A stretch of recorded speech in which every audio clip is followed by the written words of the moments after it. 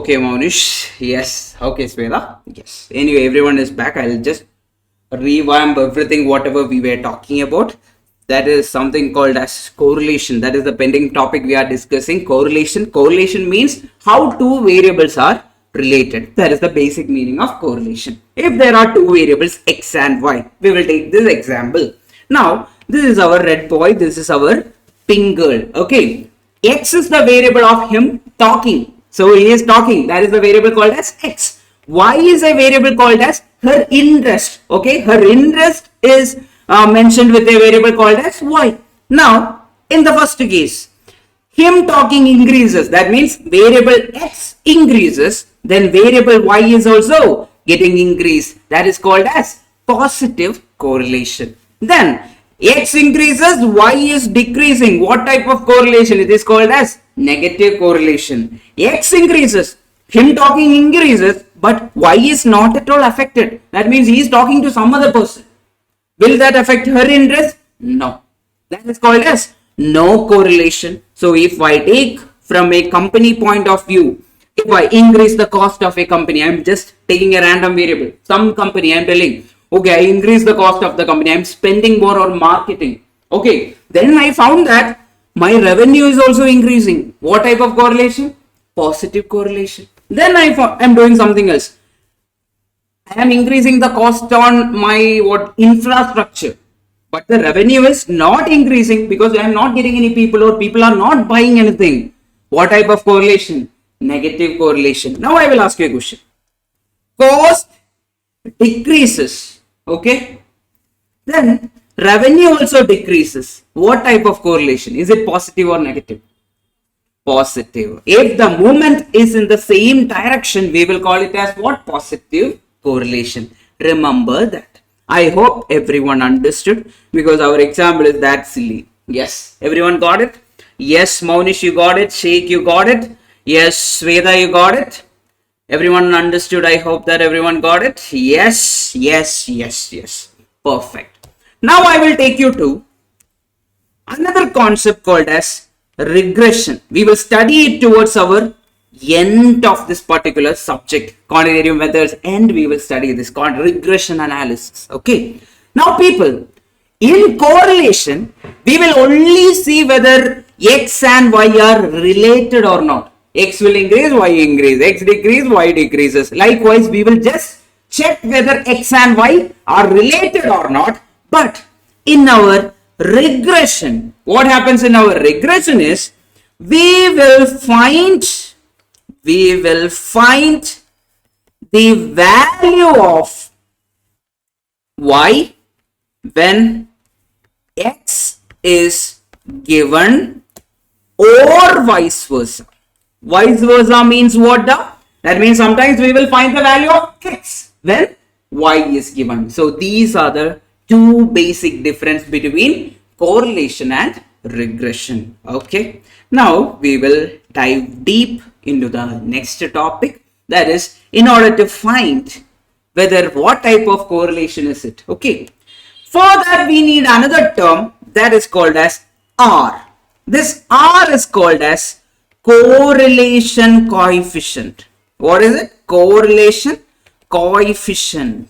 Now, based on the value of R, we can find whether whether X and Y are related or not, positively related, negatively related, or not at all related. Now, people, when R is equal to 1, 1 means positive or negative. It is positive, plus 1. Can you check whether AC is on?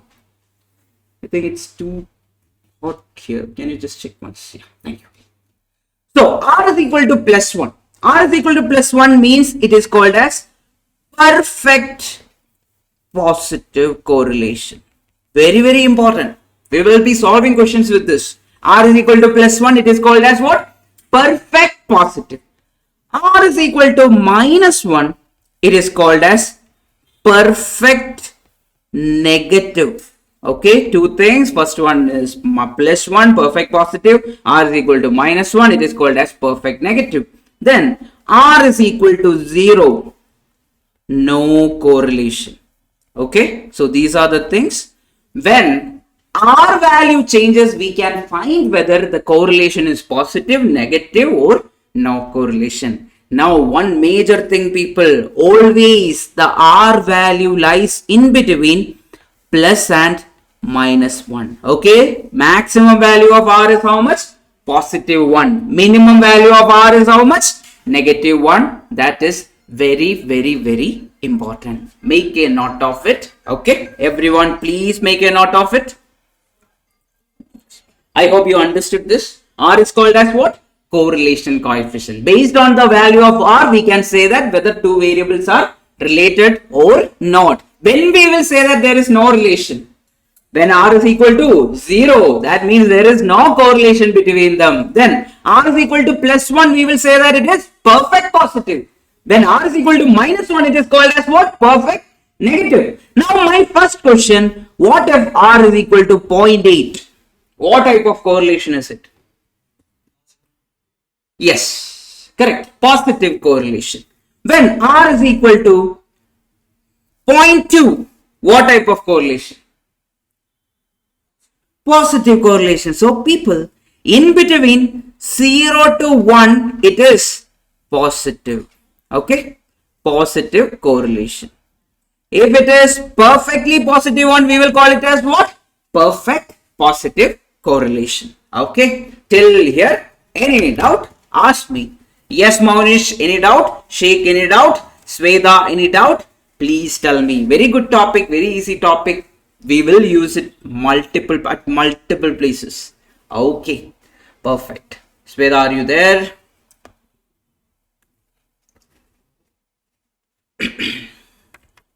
Now, coming to the next topic, people. I'll draw one random number line, okay. 0 is there, minus 1 is there, then we have plus 1. So you should understand one thing. Towards this side, this entire side is called as what? Positive correlation. Then this entire side is called as what? It is negative correlation. Then this 0 is called as what? No correlation. Okay, perfect. Make a note of it. Anyway, it's there in the material also. You can have a look at it. Now, I will ask you some question. There is a method we can find using graph. When graph is given, we can find whether the correlation is positive, negative, or no correlation. Okay, so that is the type of question we can expect in our examination. They will not randomly ask R is equal to 0, what type of correlation? The chances very less. Okay, so questions will be like this. I'll show you the pattern of questions. First, there is the first graph. Okay, and the graph is like this.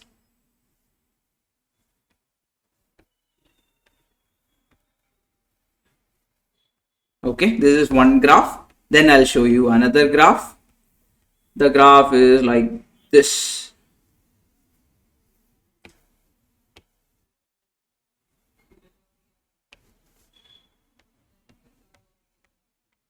Okay, that is the second one. Then I'll show you the third one.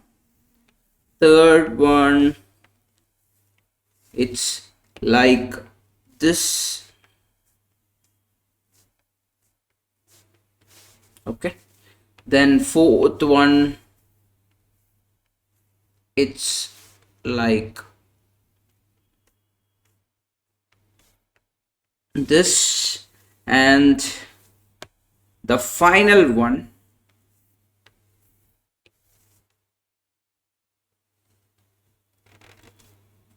it's like this. Or I'll give you one more.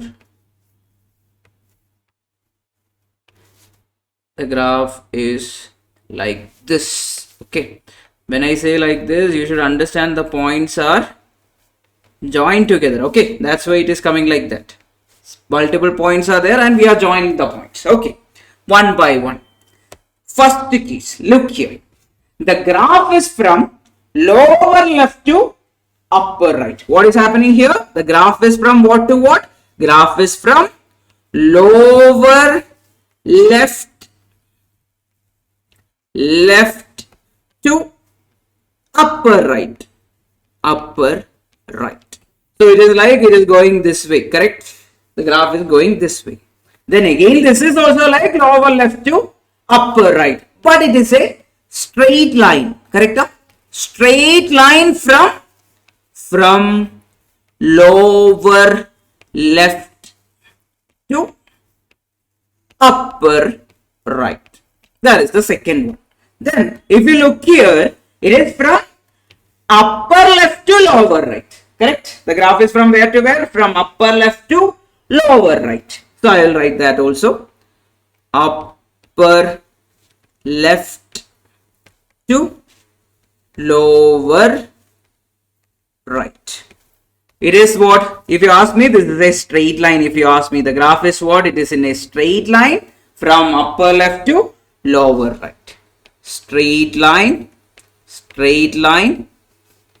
upper left to lower right. Yes.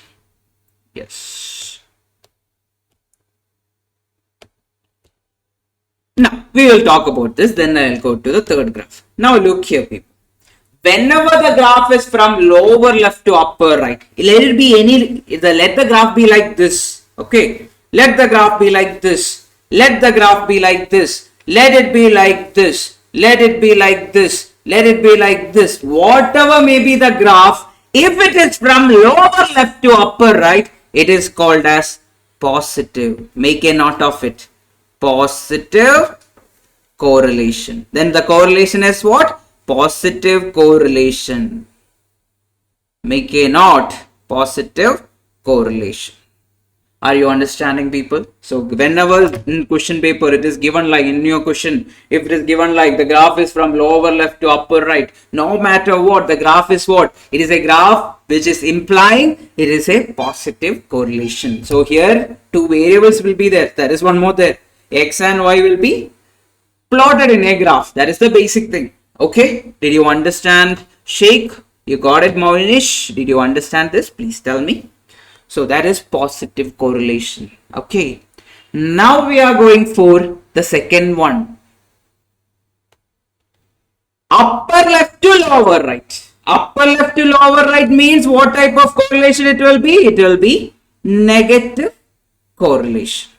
Negative correlation. Okay. Then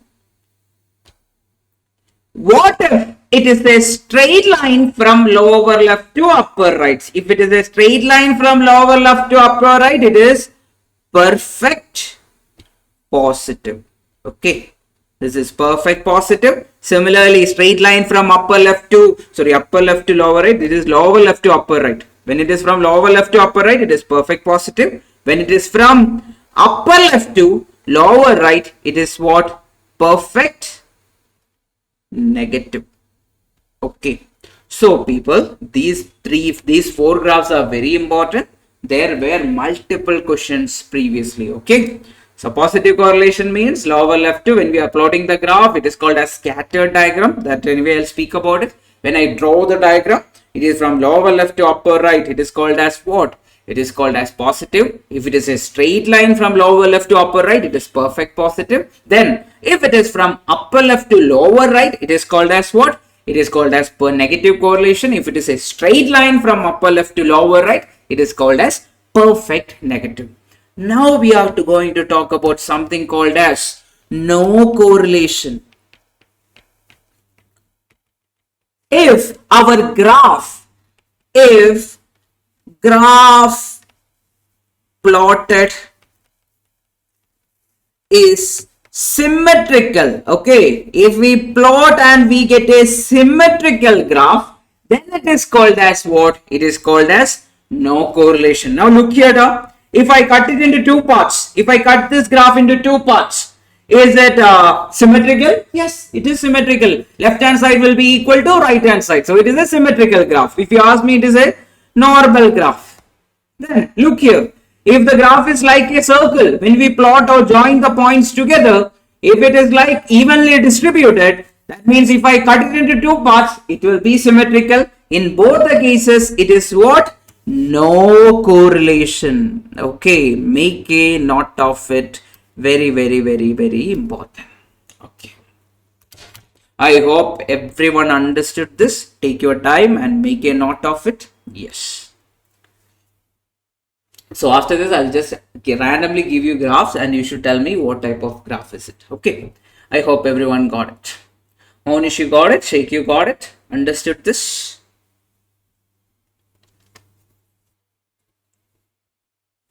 Yes. Perfect.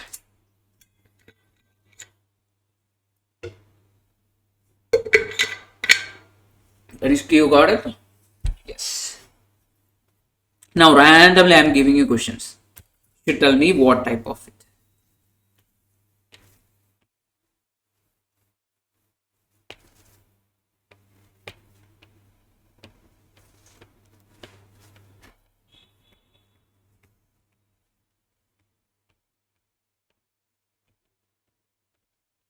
Okay, this is the plotted diagram or the scattered diagram given. X is here, Y is here. Okay, you should tell me what type of correlation is this. Negative correlation. If I just join the points, it will be from upper left to lower. When it is from upper left to lower right, what type of correlation is it? Negative correlation. Okay, are you able to understand this? Now I'll give you the next question. So the graph is looking like this.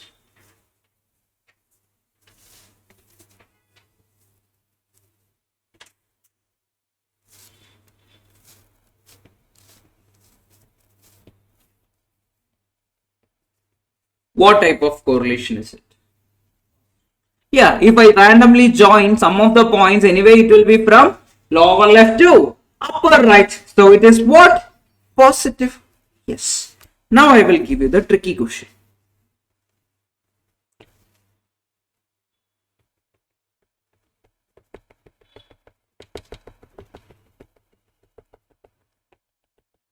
What type of correlation is this? What type of correlation? If you ask me, it is almost looking like what? A circle only, right? And means if I cut it into two parts, there will be two evenly distributed part. So it is what?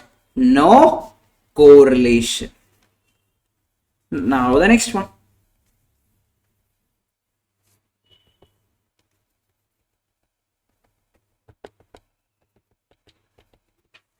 What type of correlation is this? No correlation. That means if I cut it into two parts, there are two equal halves. So symmetrical and evenly distributed. So it is what? No correlation.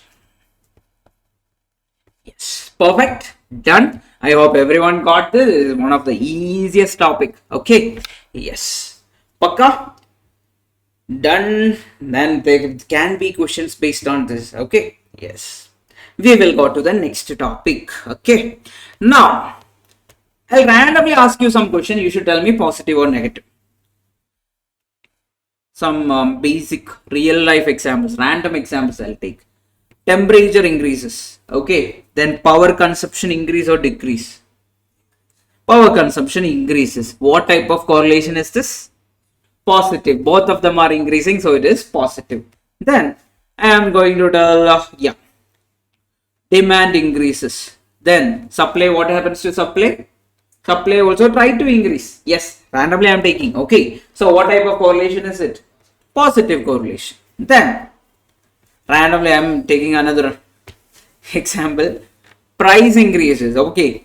Then demand decreases. Randomly I am logically taking the example. Okay, not economically, logically. Yes.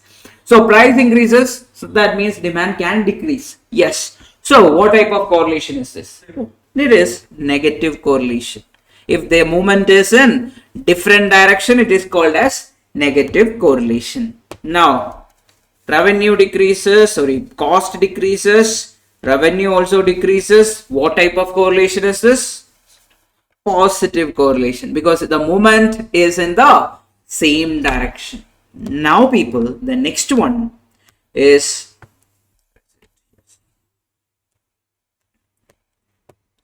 we are going to discuss something called as covariance. Okay, covariance.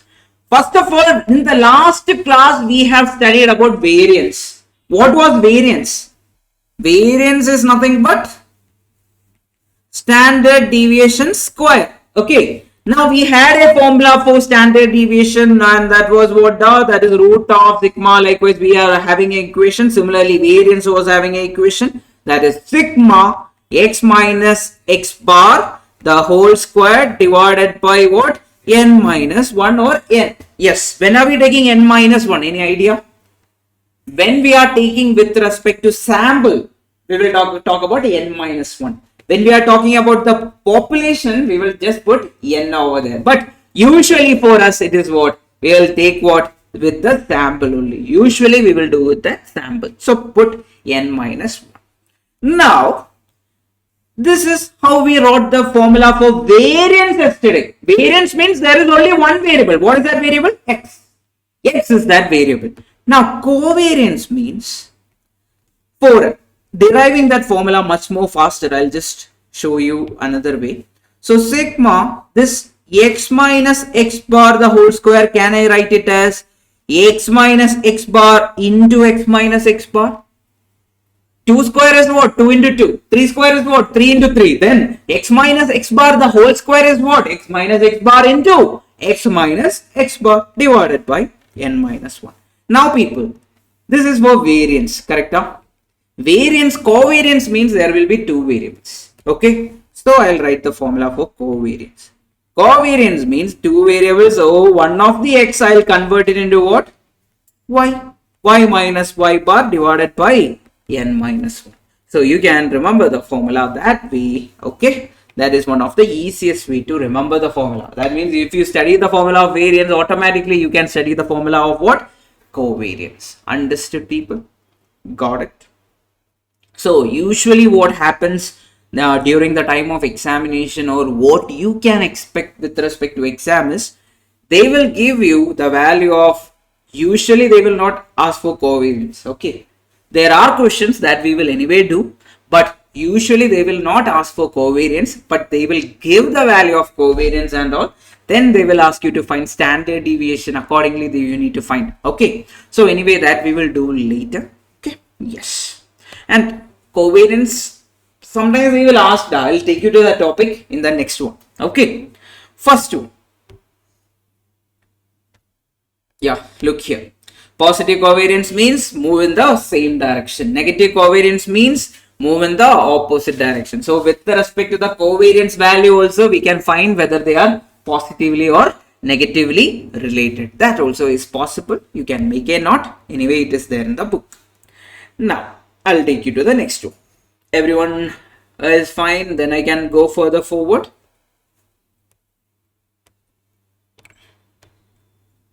Have we discussed this, people? Yes, I told you the maximum value of correlation is how much? +1. The minimum value is how much? -1. So I am going to ask you a question. 0.15. What type of correlation is it? Positive, negative, or no correlation? Positive correlation. Anything more than 0 is positive. What type of correlation is this? -0.25. It is negative correlation. What type of correlation is this? 0. R value is 0 means correlation coefficient value is 0 means there is no correlation or 0 correlation. Yes. Now people, we have a formula for our correlation coefficient. Okay, using standard deviation and covariance. Okay. Yes. Make a note of it. Make a note of the formula, people. Correlation coefficient is equal to, you can write it as covariance of xy, covariance of xy divided by standard deviation of x into standard deviation of y. It is called as Pearson's product momentum correlation coefficient, but that is not required for you. You just remember this. Yes, just remember this. Now, what will happen during the time of examination is, they will give you this value. Okay, they will give you the correlation coefficient value. For example, it is given as 0.15. Then they will give you the In the table, they will give you x values, y values. Okay. Using that, we will find standard deviation of x. Then using that, we will find standard deviation of y, just like we did in the last class using the calculator. Okay. Then automatically one more thing will happen. If it is not given, this value is not given in the question, it will be there in our calculator itself. Using the calculator, we will have all the values. Then we will find the value of what? Covariance of xy. That's the only way they will ask the question for covariance of xy. Are you getting it? So people, they will give you x and y values. In a table properly, they will give you x and y values. Then they will, using calculator itself, we will get this rx value, or it will be given in the question. Okay. Then they will ask us to find what? Standard deviation of xy. Okay. Can I give you one sample question for this so that everyone will be in the same line? Then we will solve the rest of the questions. Anyway, I have kept the rest of the questions over here. Okay, I have many questions. These are all the questions today and go. Okay.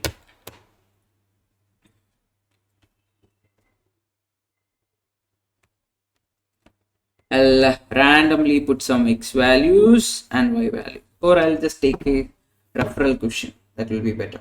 1 second.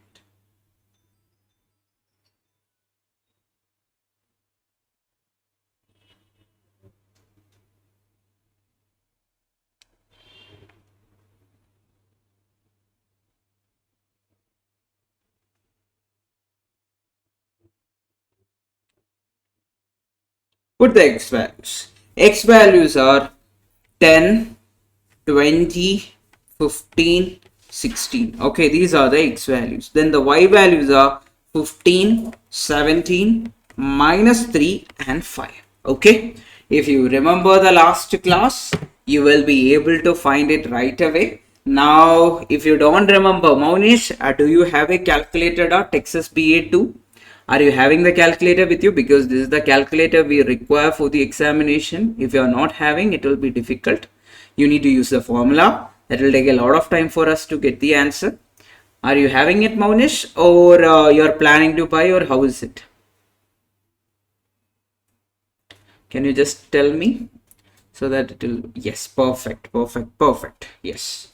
Monish, this is your first class, right? Or have you attended recorded or anything like that?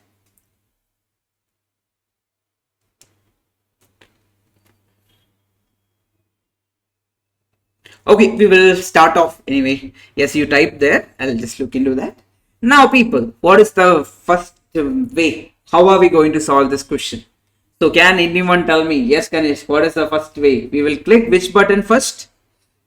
We will click second button first. Then we will click which button? 7. Okay, click second. Then click which button? 7.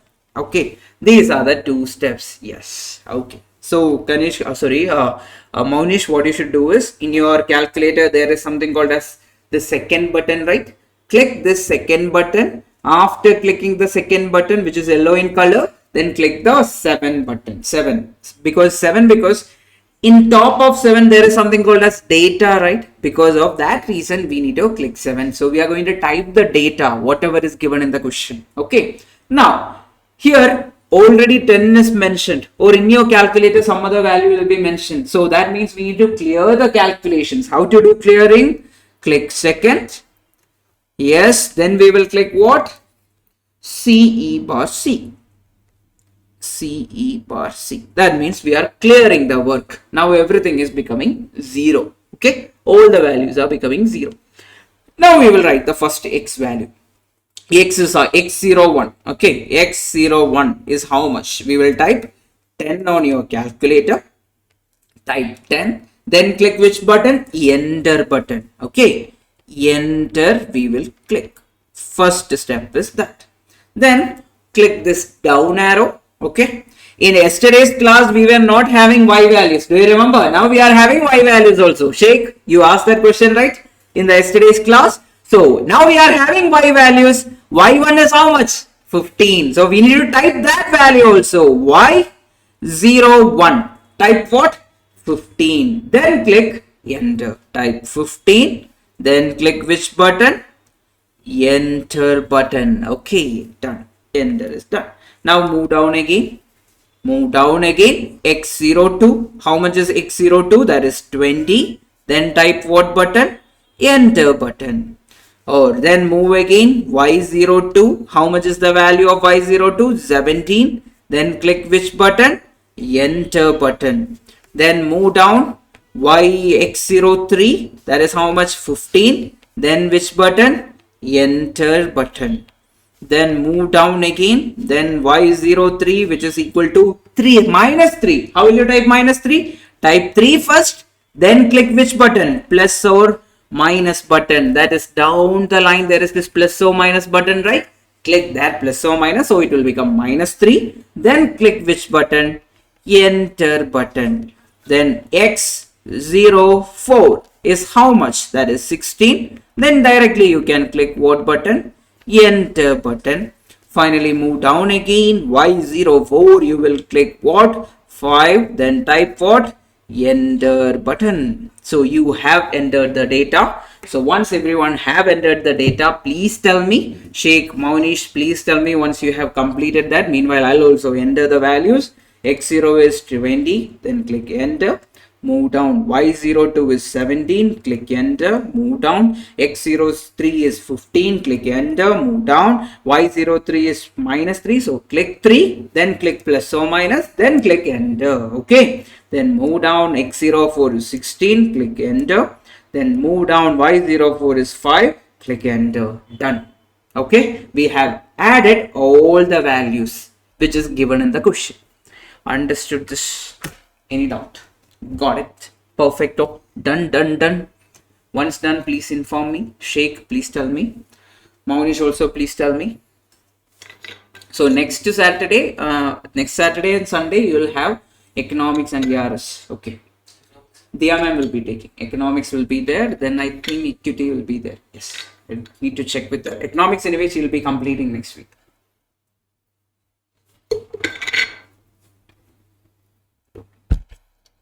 Done. Sheikh, have you completed? Maunish, have you completed?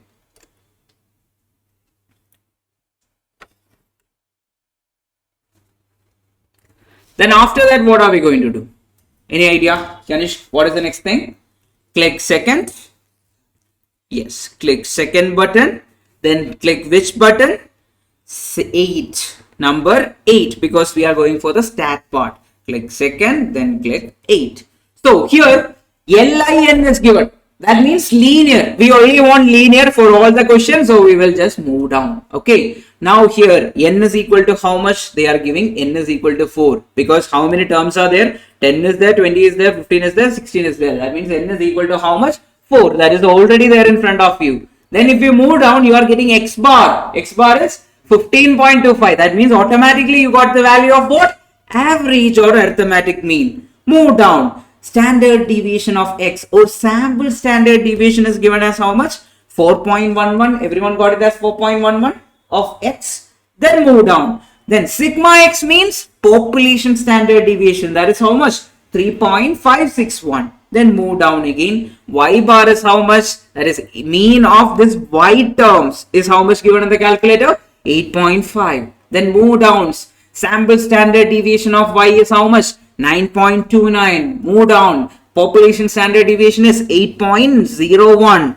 Then move down again. A value that I will talk in regression. Then B value also will talk in regression. Then move down again. Finally, we are having R value. What is this R value, people? Can you tell me what is this R value? R is nothing but our correlation coefficient. So we have R, we have sigma x, we have sigma y. Everything is there in our calculator. Yes. Can you tell me? Everyone got till there? Any doubt? You can ask me right now. Till here, any doubt? Sheikh, are you there? Can you tell me?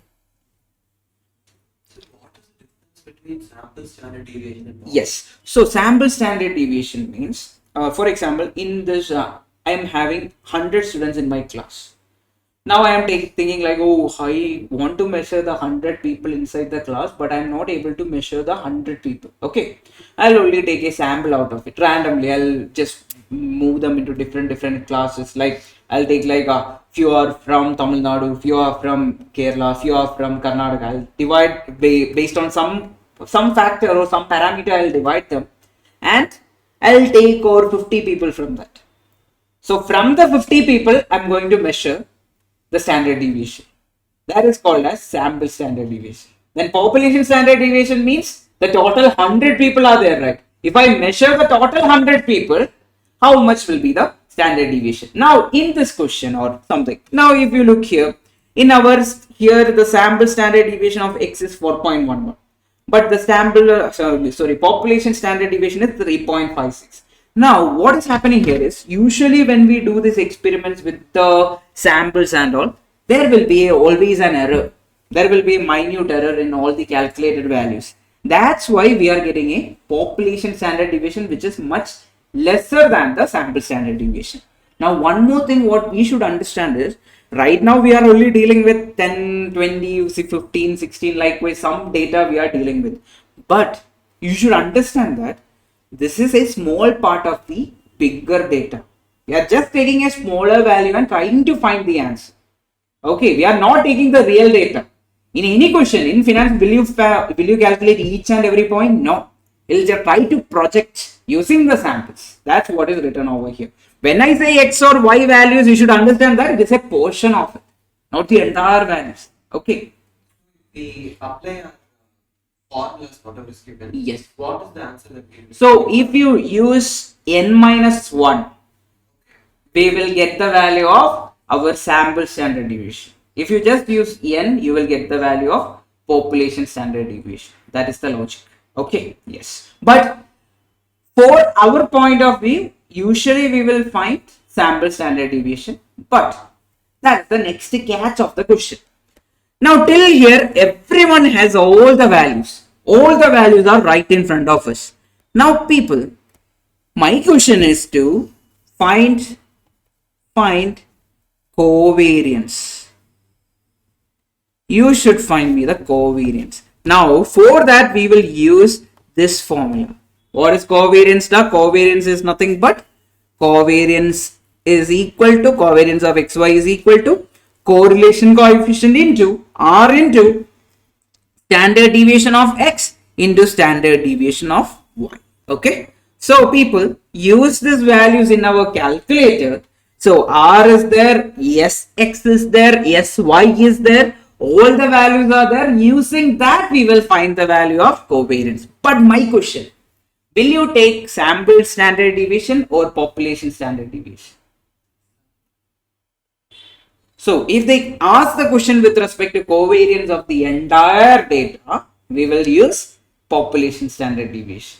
If they are asking to just find the covariance of the given data, you will do what? You will use sample standard deviation and go about it. Okay. Yes.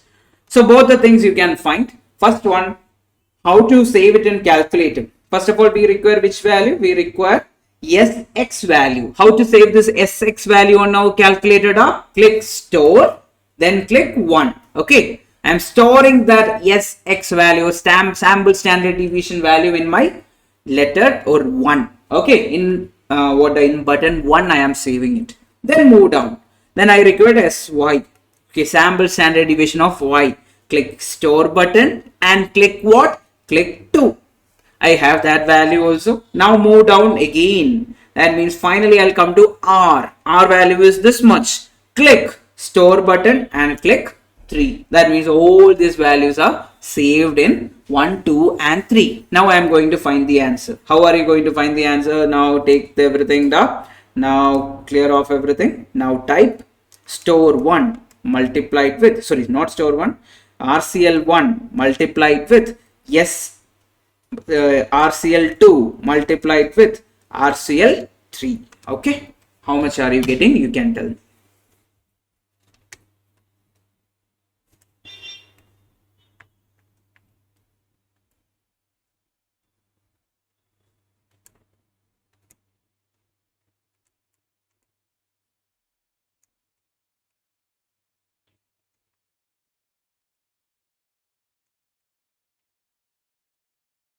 How much are you getting?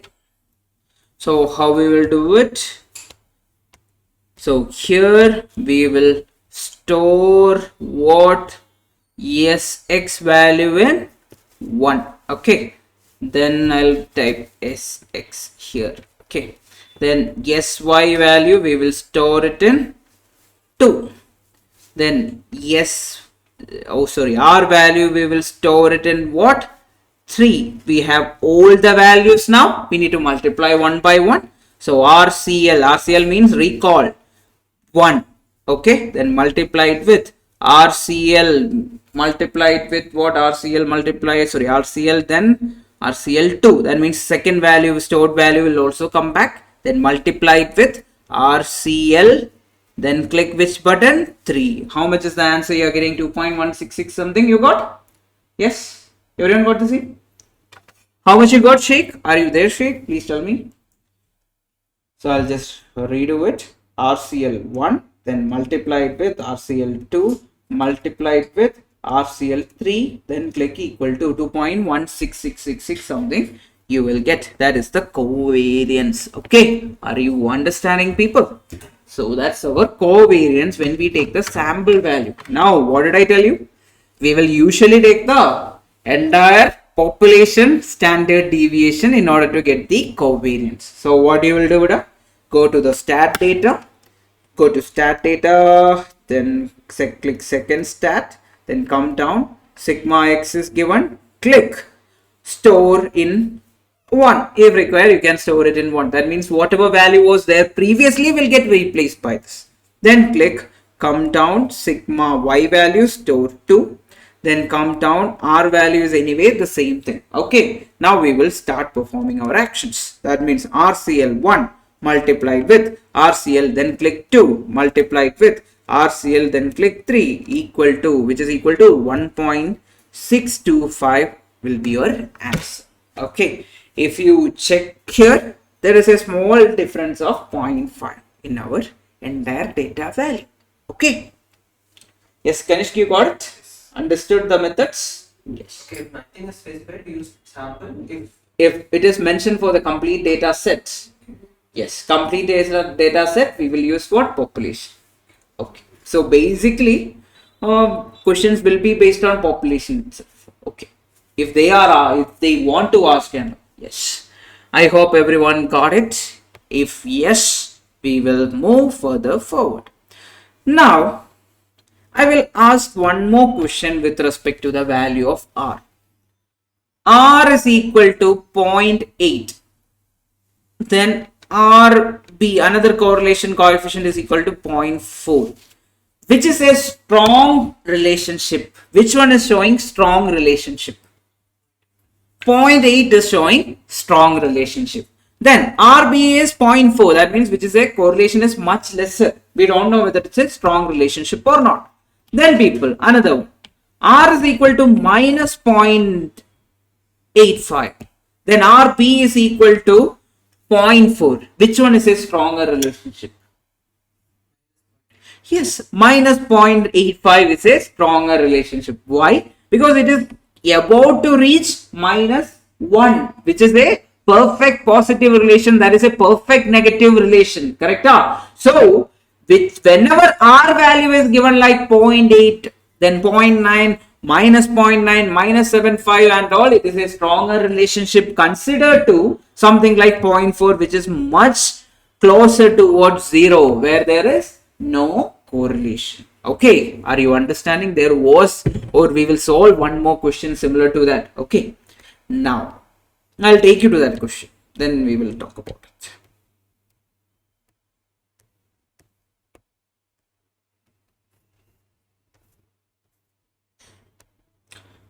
Make a note of the question.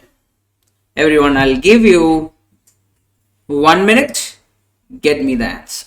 Yes. Timer starts now.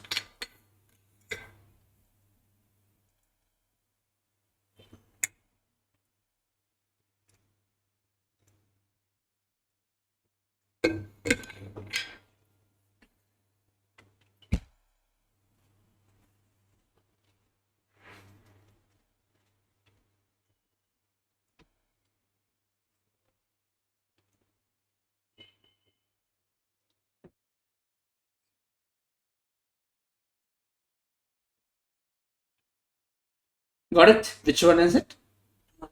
Okay.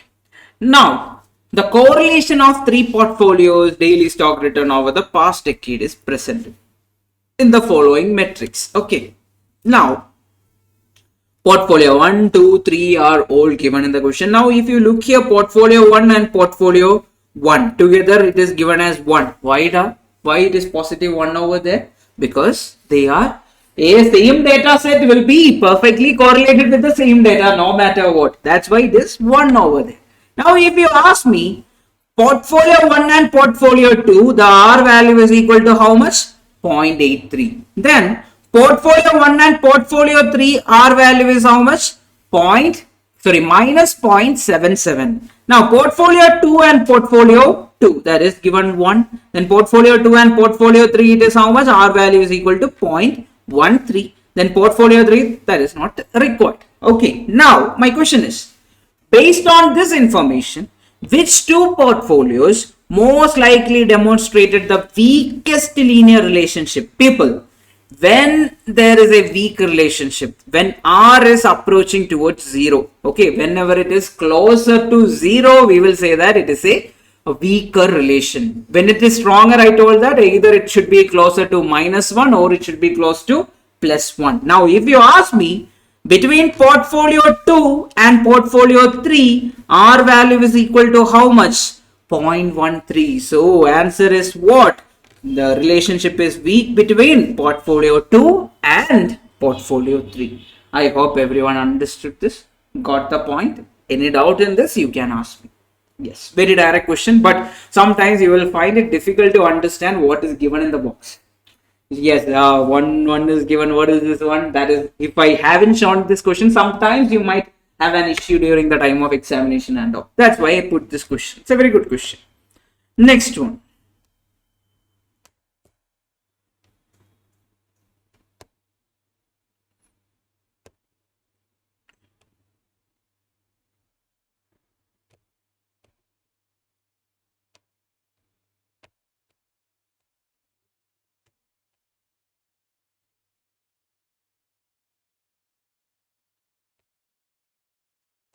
We'll go back.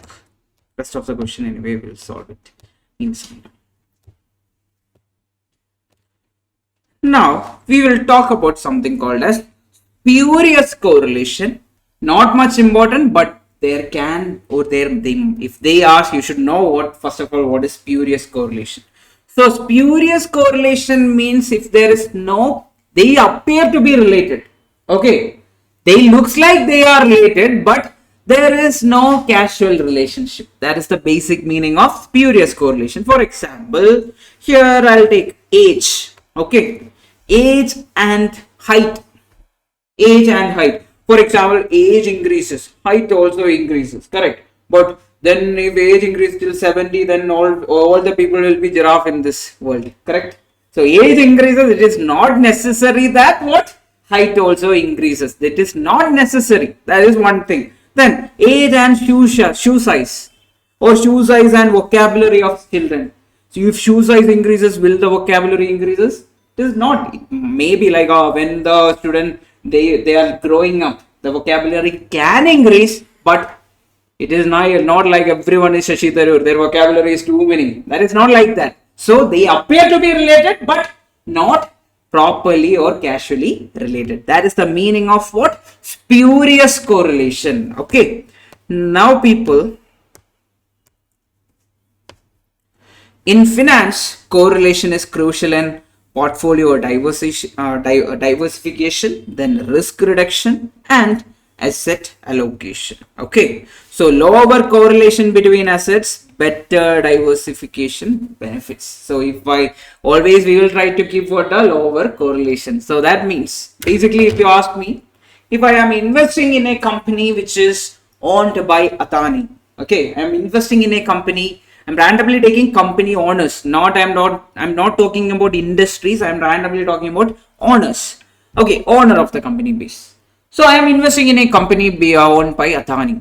That means I'll try to reduce the ownership. I'll try to buy another stock or a company which is not owned by him. I'll try to invest in Reliance. Okay, that means I'll diversify it with respect to the ownership. Or I can do what? With respect to the industry, I can always diversify. Sometimes I am investing in IT, then I am investing in petroleum. Everything are, too many diversification is always good. If the correlation is less for us, there is lesser risk. That is what we are trying to tell. Now, people, can we start off with our questions? Before that, I will take you to, at last day I told you, box and whiskers I'll explain towards the end of this chapter. Yes.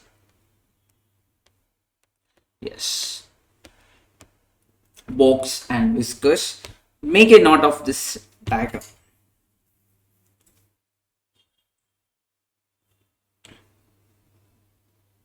This is Q. Yeah.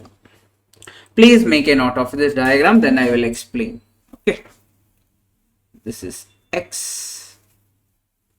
What was interquartile range? Interquartile range is third quartile minus first quartile. That is interquartile range.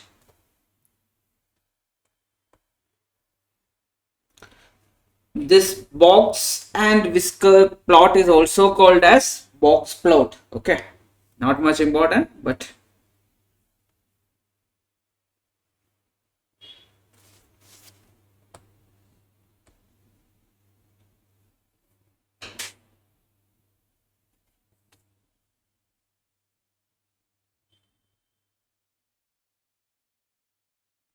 so one more thing you can make a note.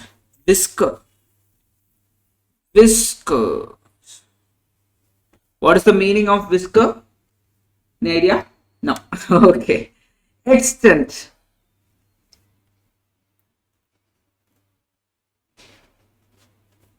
From the box to the minimum or maximum value. How long is the difference from the box end from the to the minimum or maximum value? Okay. Extent from the box to the minimum or maximum values. That is the basic meaning. Okay. Yes. Box end is what usually it will be 1 up will be quartile 3. Here it will be what? Quartile 1. So the two ends will be like that. Yes. So Q3 to highest value is the whisker. Whisker. This is another one. Lowest value is the another whisker. Got it.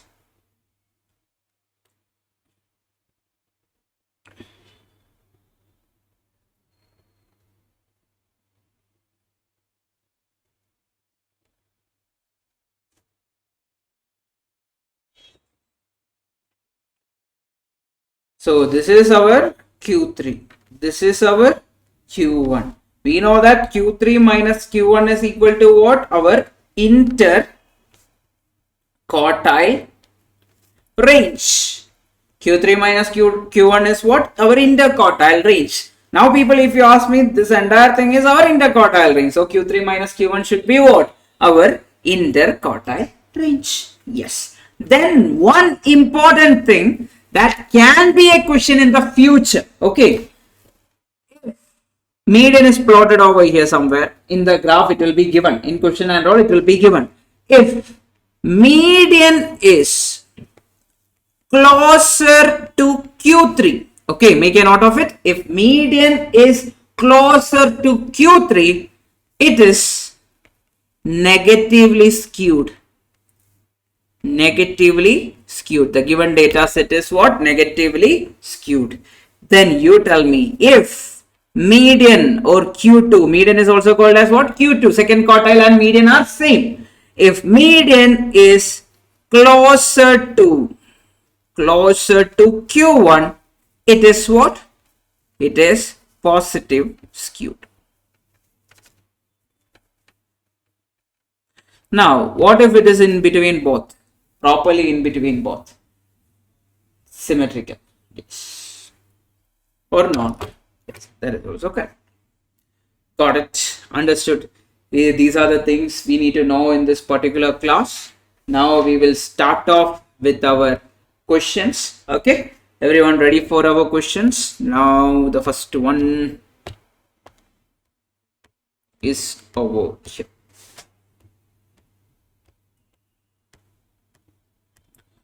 Anyway, I'll give you 1 minute for each question. If you are able to solve it, well and good. If you are not able to solve it, I'll solve it along with you. Okay, that's the method we are going to follow here. Now here certain questions, or in this chapter most of the question require formula. If it's a question based on standard deviation and all, we don't require formula. Other than that, we require formulas. Okay, now people, the first question for you is this one. Try to solve it. I'll give you 1.5 minutes. Take your time. Okay, everyone, take your time. Yes, a researcher collects the following data of 10 companies. Company A, B, C, D, E, F, G, H, I, J. Then 10 companies are there in total. N value is then what? 10. Then sales are also given based on this data. Second quintile we need to find. Okay, second quintile. Okay, very important. I told you the method also in the last class. Okay, but one major thing, always arrange in increasing order. Okay, the value should be arranged in what? Increasing order, then find the answer. Otherwise you will get a wrong answer, and that wrong answer will also be there in the option. Okay, that's going to happen. Now people, try to arrange them in the increasing order or decreasing order, but usually I'll recommend you to arrange it in increasing order. Arrange the values or the sales values in millions in increasing order, and find me the second quintile. Quintile means how many parts we are dividing it into? 5 parts. Use the formula I taught you in the last class. Please go ahead. You have one more. You can take 1 more minute.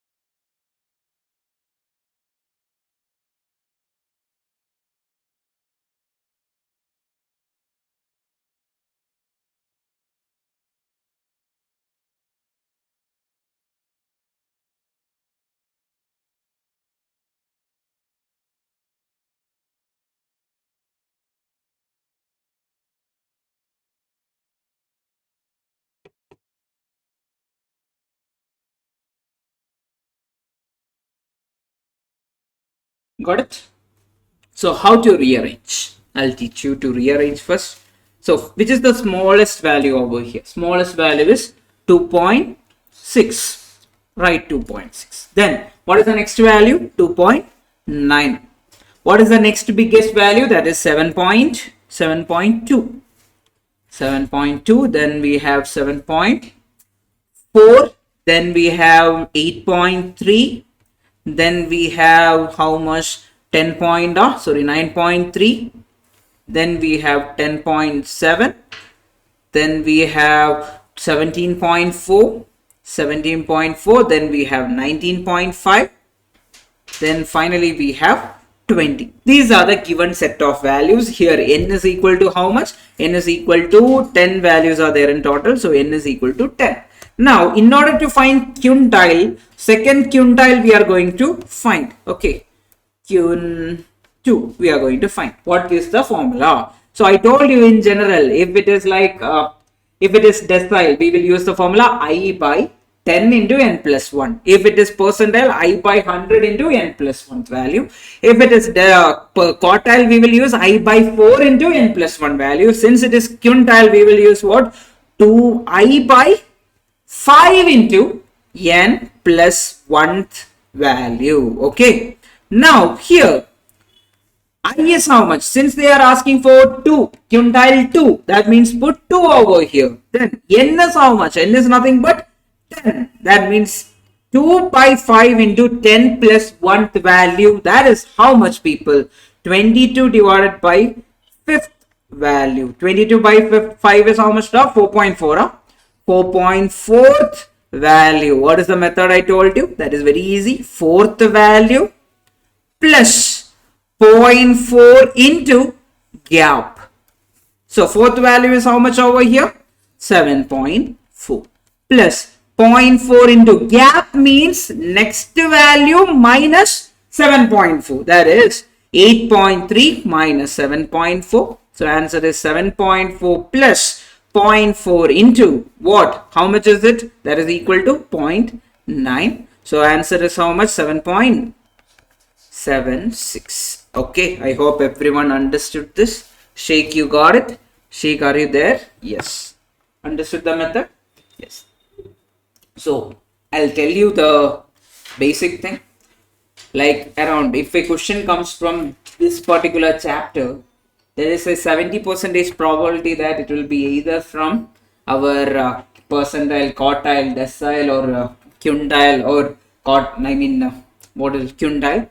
It depends on that. Most of the questions will be from this particular topic. Okay, so most of the question will be this from this particular topic. Then there can be a question from kurtosis. That is the second highest chance. Then the least chance is covariance. Okay, covariance. But if you ask me, chances there? Yes, always the chances there. Because if they want to change the pattern, they can always change the pattern also. Now we will go for the next one. Which of the following most appropriately describes a data of the mode? Okay, start. I'll give you 1 minute. Okay, Sheikh.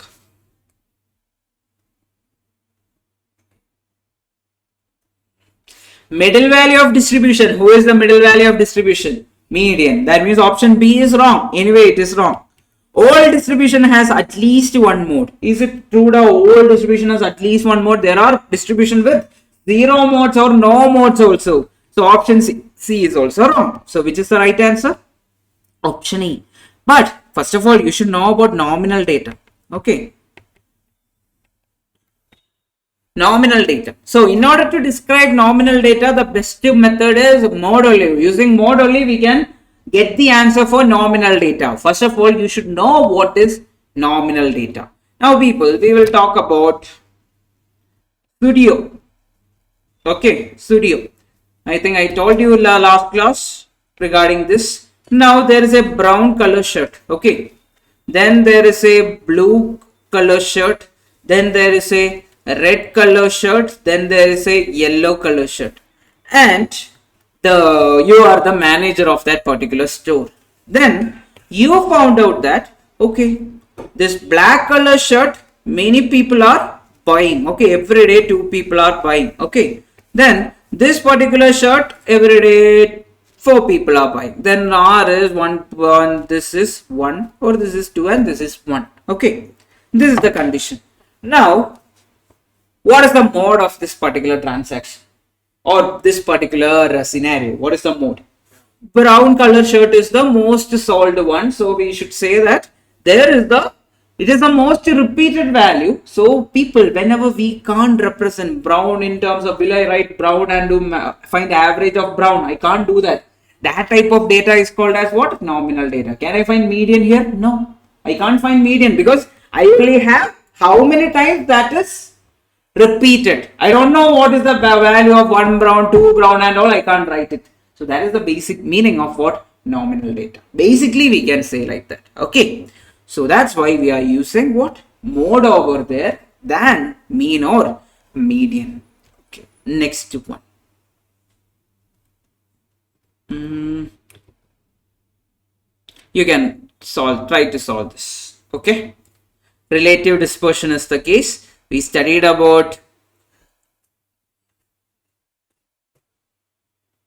yes, please. Coefficient of variation we have studied. Using that, try to get me the answer. You try. After you try, I'll try it with you.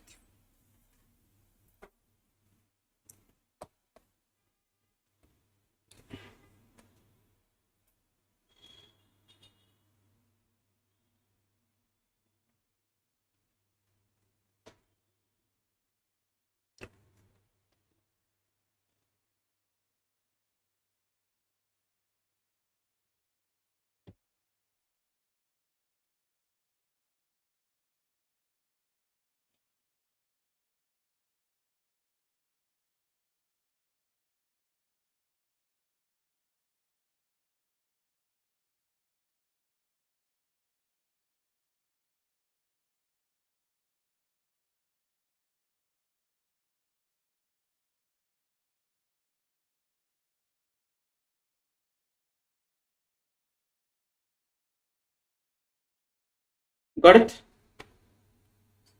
Can I try? Yes, I'll try it with you.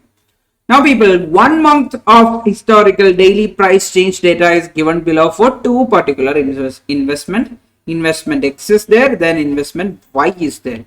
The mean of investment X is 3.37, while investment Y is how much? That is 47.30. Okay, then standard deviation is 41.45, then this is what? 283.43. Okay, now people, they are asking the relative dispersion of the daily price change data for investment Y is approximately dash of investment X is the question. People, so what is the relative measure of standard deviation? That is coefficient of standard deviation. Yesterday I told you that is what?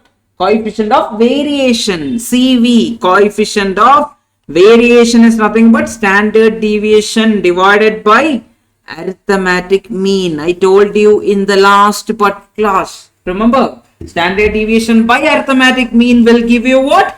Coefficient of variation. Now for the first case, investment X. Standard deviation is how much? 4145 divided by how much is the arithmetic mean? 3.37. How much is the value you are getting? Get me the answer. Clear off everything. Then write it 41.45 divided by what? 3.37, which is equal to how much? 12.29970,326. I'm randomly writing the complete value. Now, next one is for investment Y. Coefficient of variation of CV of Y is equal to what?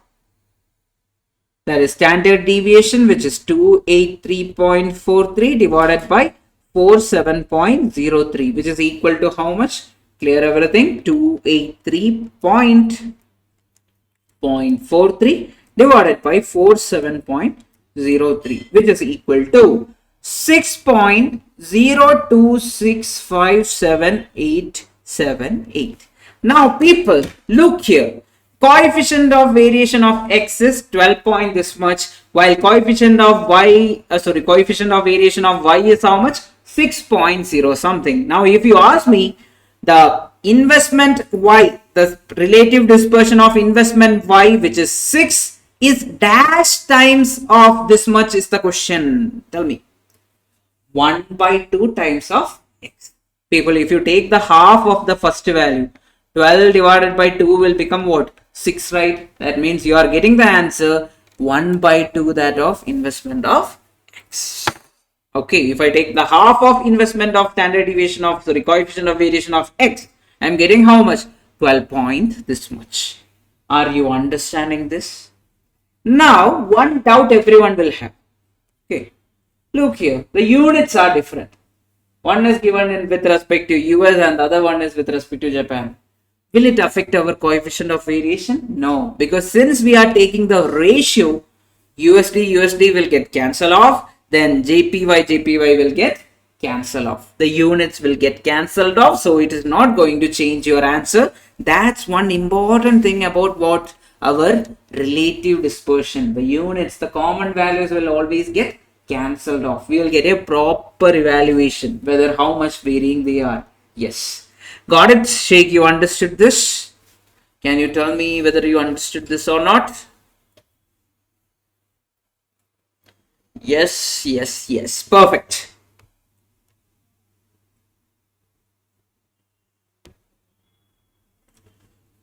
Ten-second answer. An analyst identifies the presence of outliers in a sample containing PE ratios of 40 companies. Okay, so how many companies are there? 40 companies are there and their PE ratios are also there in the sample. Now, the analyst discards 2 smallest and 2 largest. Okay, the answer is right there. We are discarding, we are cutting out, or we are trimming off the smallest values and the largest values, or the extreme values we are trimming off. Okay. Before calculating the PE ratio, this process best describes the use of a dash mean. Trimmed mean. Option A is your answer. Trimmed means what? The trimmed mean means we are removing the extreme values. Correct? We are trimming off. Then what was the meaning of Winsorized mean? Do you remember Winsorized means? We will replace these extreme values with the next biggest. Next our whatever value is there, which are not much different with respect to the outliers. We will change them into that value. Okay, we studied in the last class. Okay, good. Now think about, you don't know about trimmed mean. Will you be able to answer it? Very rarely, sometimes you will be confused. But looking at the removal part and all, sometimes trimming means removal, you may be able to get the answer. Next question, get me the median. Okay.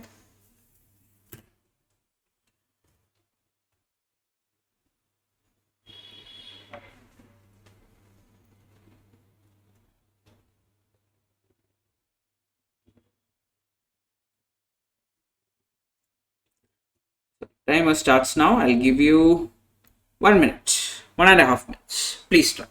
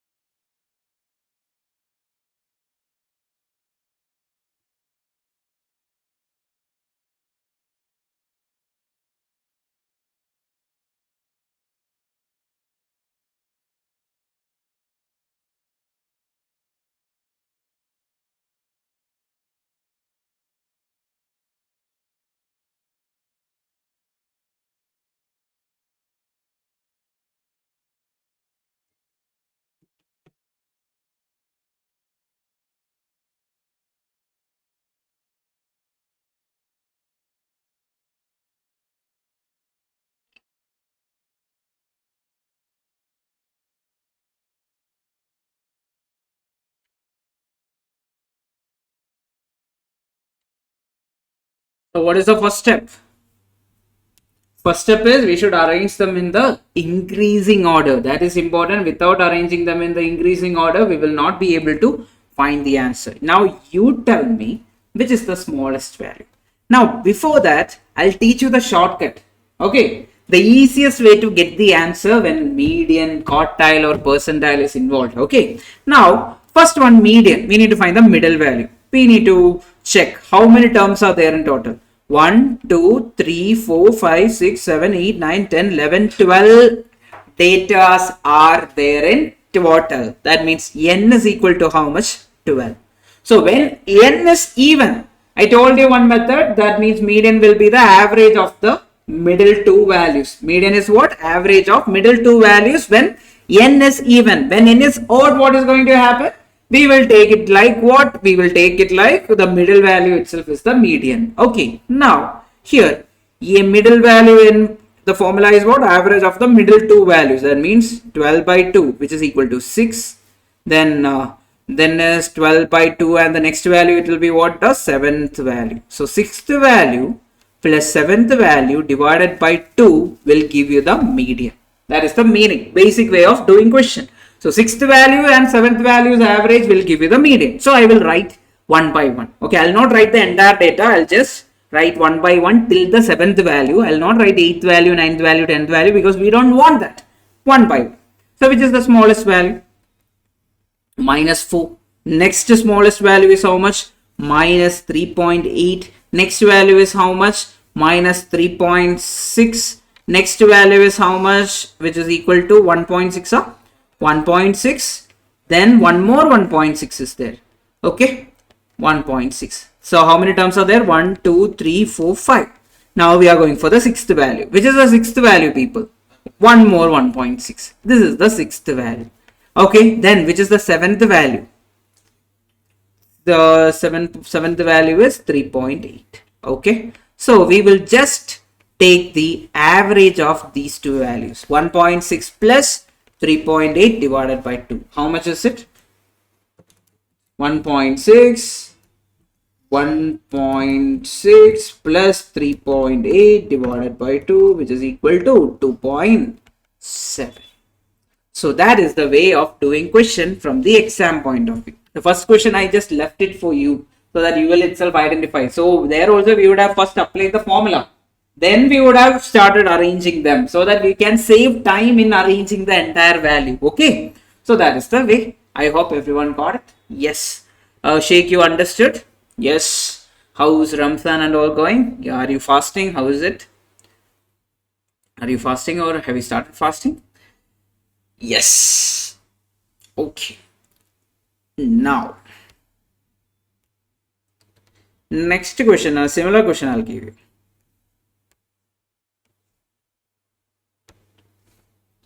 Yes. Okay, fine. Get me the answer. Graph is given, okay, but we need to find the median value. How to do this?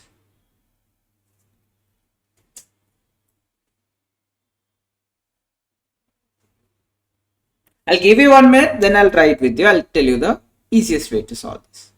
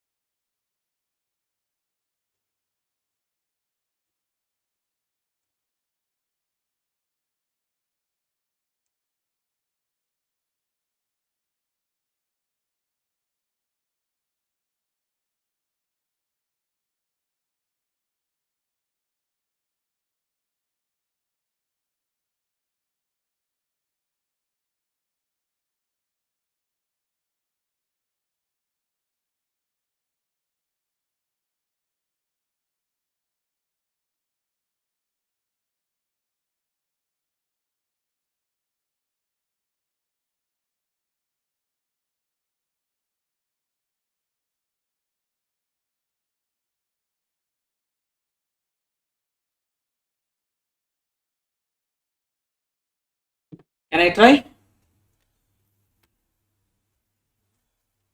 If you look here, 8 is happening one time. 3 is minus 8 is happening one time. Minus 3 is happening one time. Minus 1 is happening two times. Then 0 is happening how many times? Corresponding frequency is 2. Then this is 3. This is 1. Then this is 3. This is 4. This is 2. This is 1. So in total, n is equal to how much?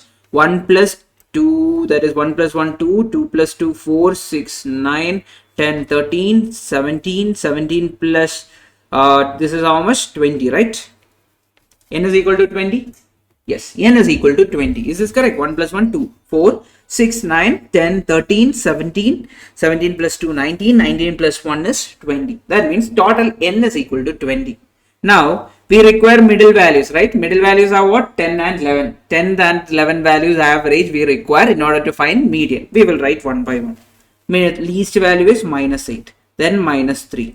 Then minus 1 is happening how many times? 2 times. Then 0 is happening how many times? 2 times. 1 is happening how many times? 3 times. That means this is 1, 2, 3, 4, 5, 6, 7, 8, 9. Then 2 is happening. Then 3 is happening how many times? 3 times. Now people, since n is 20, we require middle two values. Which are the middle two values? 10th value and the 11th value. Look here, 10th value is which one? 3, 6, 9.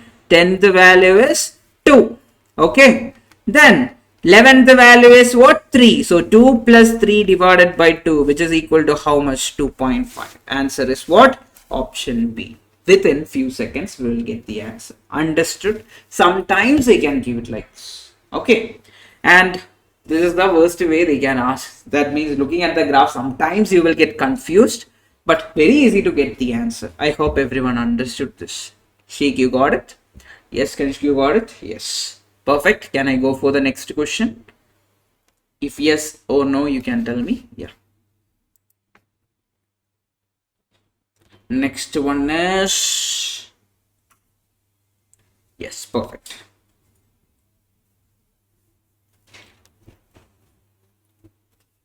Next question. After this, we will take a small 20 minutes break.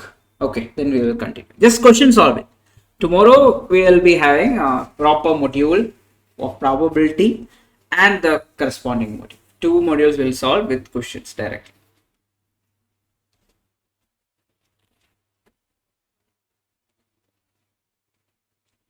The timer starts now.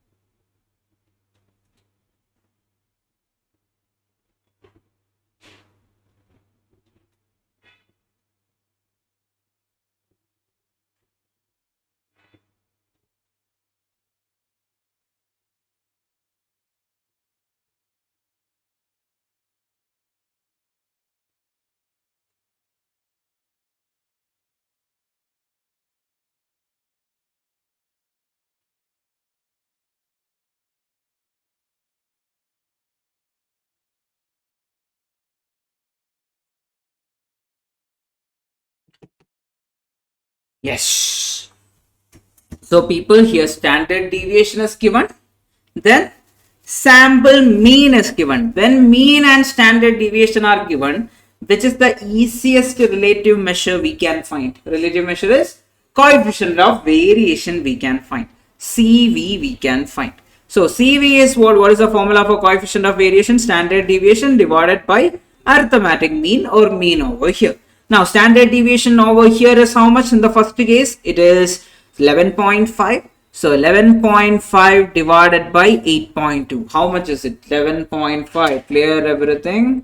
Then 11.5 divided by 8.2, which is equal to 1.4. Correct. Then second one is 9.4. 9.4 divided by 5.9. Divided by 5.9, which is equal to 1.59. The third one is what? 5.1 divided by 1.7, which is equal to how much? 3. 5.1 divided by 1.7, which is equal to 3. Now you tell me which of the fund has the smallest relative dispersion value. Which is having the smallest value? Was first one. First index is having the smallest one. Index ETF, exchange traded fund X, has the smallest value or the least value of relative dispersion. Okay, yeah, are you getting it? The point you'll ask the question. Very easy. I'm telling you, if you study the concept with the minute level of understanding itself, most of the questions we can solve. It's all about the practice we are doing and all. That's a major thing happening over here. Now we will take a break. Once we are back, we will study or we will try to do the next question. Okay, everyone take a break. We will come back by notes. Look at the next question. A fund has the following monthly returns over 11 months. So the different months, what are the returns they have given properly? 5%, 7%, 6%, then -3, -1, etc. till 11. So that means n is equal to how much here? 11 is the value of n. Now the question is, the data set's interquartile range is how much is the question. Interquartile range. What is the formula for interquartile range? I told you that is Q3 minus Q1. So people, we need to find the value of Q3. We need to find the value of Q1. Substitute, get the answer. One of the easiest question if you ask me. First one, we need to arrange them in the increasing order. So we will try doing that way. Then I'll show you the normal method of exam point of view also. Now people, the minimum value is which one? minus 3, right? So minus 3, then after that minus 1 is there, after that what is there, 2 is there, 2 is there, then 3 is there, yes, what is the next biggest value, 5 is there one time, 5 is there two time, then 6 is there, then again 6 is there, then 7 is there, then 9 is there, then 11 is there, then 13 is there. So these are the given data set. Okay, now we need to find Q1. What is the method I told you to find Q1 or the first quartile? How is it find? 1 by 4 into n plus 1th value. Okay, 1 by 4 into n is how much? 11. 11 plus 1 is how much? 12. So 1 by 4 into 12th value, which is our third value. Okay, so we need to find the value of that, which is the third value over here, 2. So Q1 is equal to what? 2. Got it? Everyone understood Q1 value? Sheikh, you got it? How to find the Q1 value? Now, how to find Q3 value? Q3 is nothing but 3 by 4 into n plus 1th value. Okay, which is 3 by 4 into 12th value, which is our 9th value. Which is the 9th value in the given data set? 3, 6, 9th value is what? 9. So Q3 is equal to 9. So we know that this is nothing but Q3 minus Q1. Q3 is how much? 9. Then Q1 is how much in this question? 2. So 9 minus 2 is how much? 7. So which is the right answer? Option C is your right answer. Understood the method? Yes. Very easy if you ask me. Yes. Sheikh, you got it? Are you getting this? Please tell me this question is fine. Yes. Very direct one. Whatever we have done. Try to solve this for me. I'll give you 1 minute. Take your time. They are asking for D7. So the formula will be 7 by 10 into n plus 1th value. Okay. Get me that.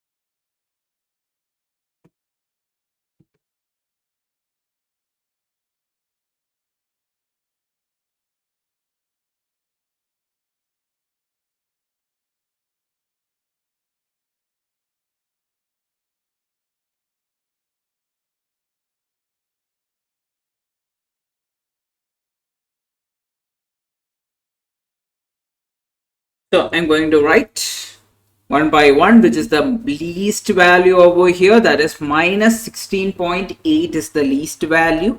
Minus 16.28. Then minus 10.9. Then what is the next least value? Minus 2.8.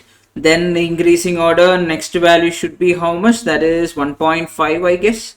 1.5 is over here. Then what is there? Then 3 is there. Then 3. Then 3.8.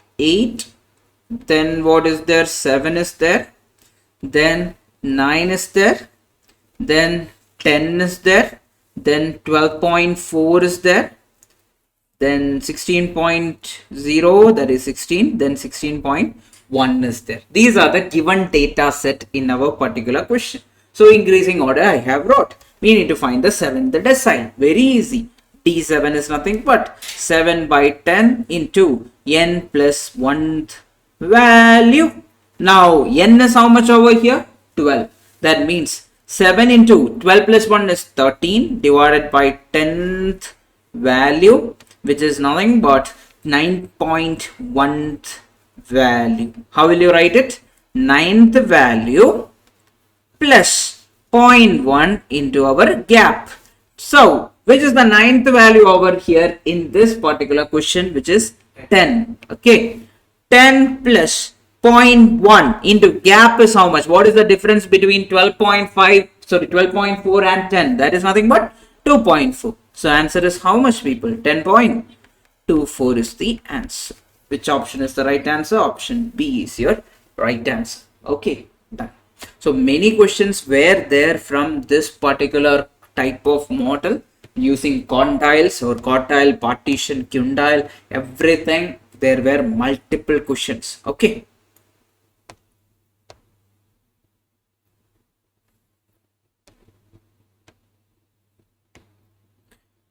Get me the answer. Yes.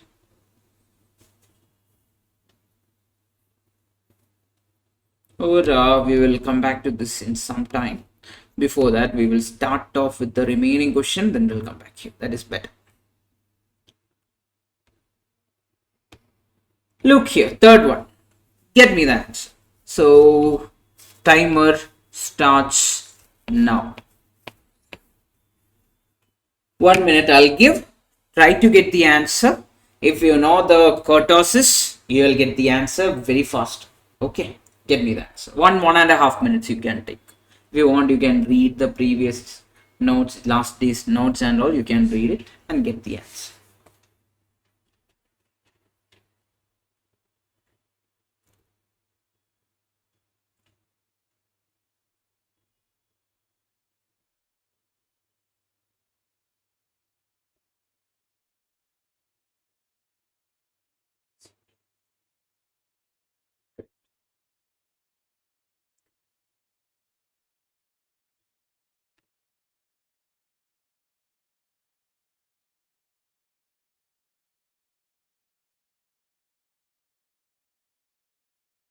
So here, an analyst determines that a return distribution has the same mean, standard deviation and skewness as a normal distribution. Okay, so what is happening? A return distribution has everything with respect to what is normal distribution, but has an excess kurtosis of 2.2. So 2.2 is the excess kurtosis. So excess kurtosis is greater than 0. Okay, excess kurtosis is what? It is greater than 0. If an analyst incorrectly assumes the returns are normally distributed, so he is going to assume that everything is normally distributed, then in this analysis, extreme values would mostly be what is the question? Okay, people. Now, if kurtosis value is greater than 0, okay, what do you mean by that? There will be extreme values or outliers. Okay. So when it is greater than 0, anyway extreme values or outliers will be there. Presence of them will be higher compared to our normal. Okay. Now, if I assume that it is normal itself without considering this extreme values, what will happen? They will get neglected. These extreme values will be, we are not considering the extreme values. So, in such scenario, what will happen? The outliers or the extreme values will be underrepresented. If you are taking it as normal, the extreme values will be underrepresented. Yes. Is that like we have that 3, right? Yes. It is less than 3. Yes, that is the concept. Yeah. So usually we can take it like it is greater than 0, less than 0, equal to 0 was the thing. Yes. Based on that only I talk. Yes. Understood? Yeah. Now, similar question. Similar question I'll take. Here is the next question. Not this one.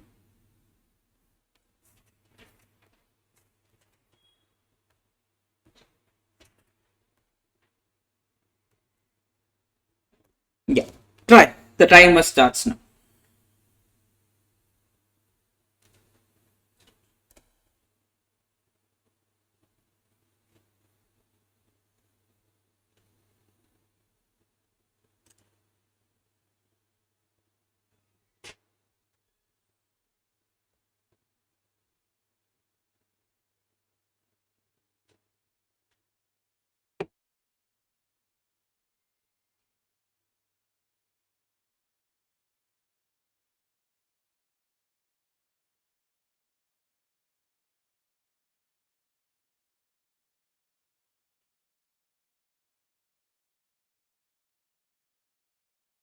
Yes. Got the answer?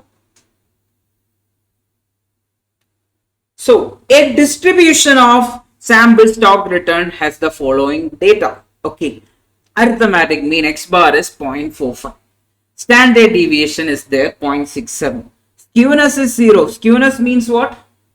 Symmetrical. Skewness is 0 means it is symmetrical. If skewness is present means either it can be asymmetry or right positive, right symmetrical, or sorry, right asymmetrical or left asymmetrical. Now coming to X's kurtosis, it is 0.83. X's kurtosis is 0.83 means which is greater than what? 0. If greater than 0 means what? Extreme values will be more frequently occurring. So answer is what? Option C. Compared to a normal distribution, the extreme values will be most likely have extreme returns that occur when more frequently, when excess kurtosis is greater than 0. Okay. So are you getting the logic? If it is greater than 0, more frequently the extreme values will be there. If it is less than 0, less frequently. That is the basic thing. Okay. Now,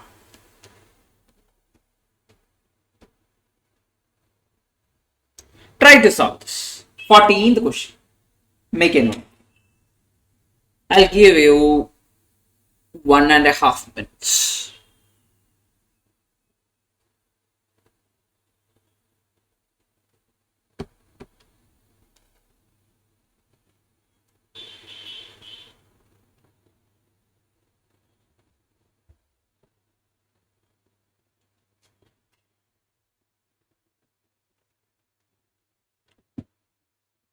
Here it is less than 0. It is negative. Okay. Extreme values will be less. That means the tail will be thinner than the normal distribution. I hope now you understand the exact point of this. Whatever may be the question, whatever extra data they have given, it doesn't matter. At the end of the day, just look at this excess kurtosis value. Okay. It will give you the answer. So very easy question. Easy 1 mark. So I told you previously, I'm telling you now, the pattern of question will always be high with respect to our quantiles, then kurtosis, then it can be any of standard deviation, variance or mean deviation, anything can be the case. Okay, skewness can also be there. Questions from skewness can also be there, but questions from skewness will be more of like comparing the graph, whichever I told you in the last class. Okay, now people,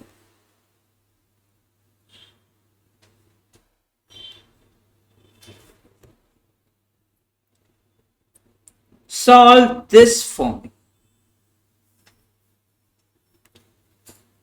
Take your time. This you can take 1.5 minutes because it can be solved within 30 to 40 seconds. Try to solve this.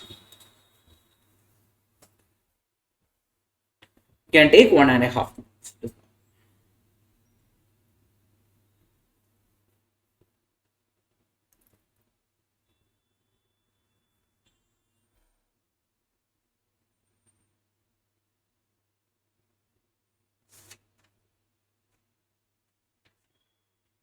In order to solve this, you should know the formula of mean deviation or mean absolute deviation. Other than that, you can't solve this.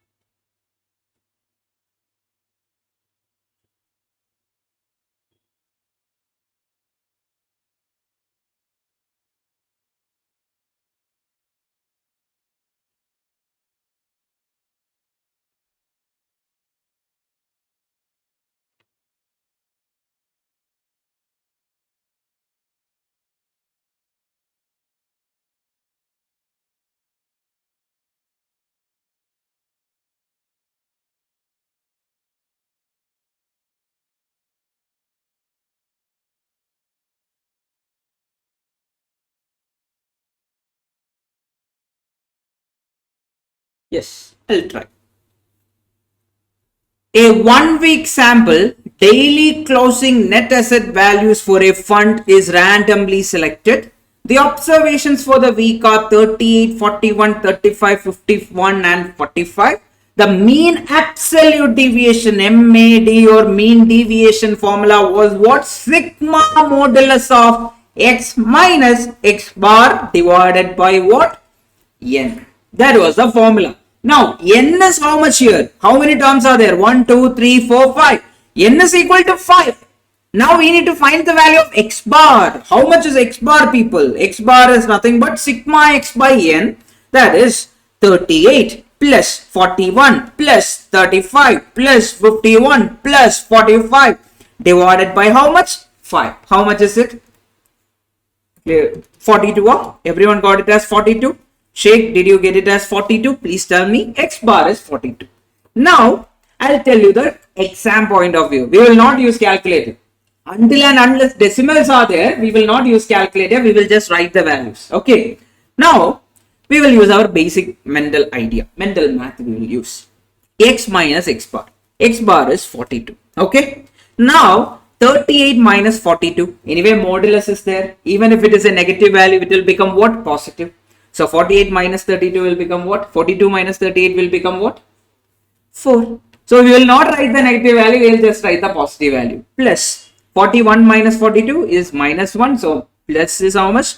Positive value is 1. Then 35 minus 42 is minus 7. But will I write negative value? No, I'll write positive 7. Then 51 minus 42, it is a positive value, that is 9. Plus 45 minus 42, which is a positive value, which is 3 divided by 5. How much is the answer? That is 11, 20, 23 divided by 5. Yes. Is that the case? Did I miss anything somewhere? Yeah, 4.8. Option B is your answer. Got it? Yes. So that is mean absolute deviation. Very easy. If you remember this formula itself, you can get the answer. Just by writing the difference itself, you will get the final answer. Now, people, what if there was decimals in this questions and all? Then you will use calculator. You will store it. Each value you will store it. Accordingly, you will get the answer. Okay, if decimals are involved, too many decimals are there means use calculator and go for the answer. Okay, use storage function and recall function. Now the next question.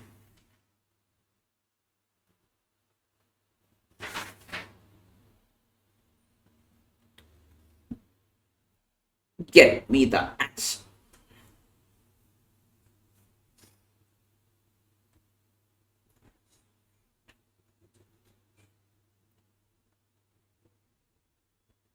It's a very good question. Timer starts now.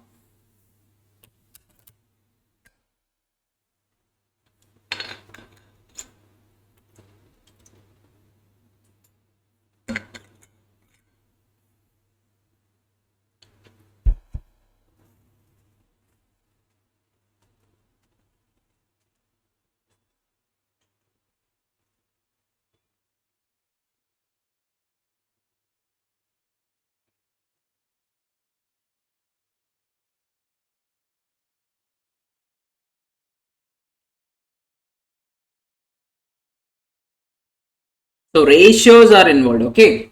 When ratio is involved, which is the best average? Analyst calculate an average PE ratio. When ratio is involved, when normal numbers are involved, we will find arithmetic mean. When percentages are involved, we will find geometric mean. Then when ratios are involved, we will find what mean? Harmonic mean. Okay, yes, HM formula is what? HM is what? HM is n divided by sigma 1 by x.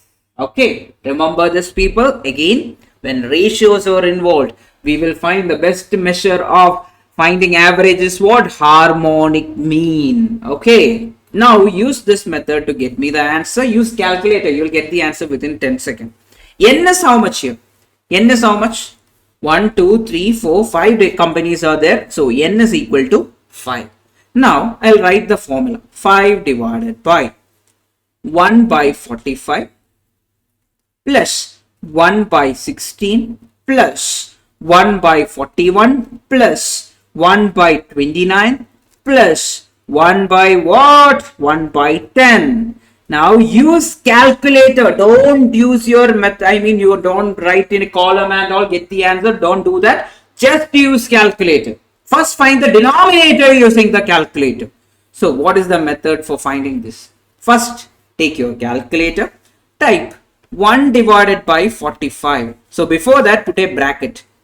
Click bracket, then type 1, then divided by 45, close the bracket. Okay, so what are we doing? 1 divided by 45, close the bracket, plus put the bracket.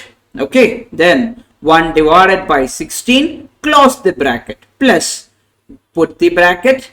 1 divided by 41, close the bracket, plus put the bracket. 1 divided by 29, close the bracket, finally plus put the bracket. 1 divided by 10, close the bracket, then finally click equal to. You will get the entire denominator, then store that entire thing in number 1. Okay, let it be there. Let us store that in number 1. Then type 5. That means our n value. N is how much now? 5. Then divide with recall. Which one? We are recalling whatever is stored in 1. You will get the answer. Click equal to, you will get the answer. So this is the method. Everyone will get the answer. Please try. Sheikh, please try for me. Get me the answer. One of the easiest method.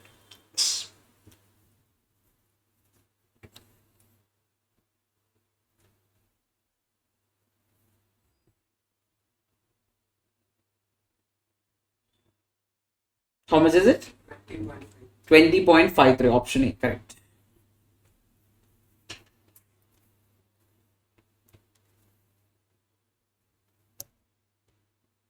Understood. So why did we find HM?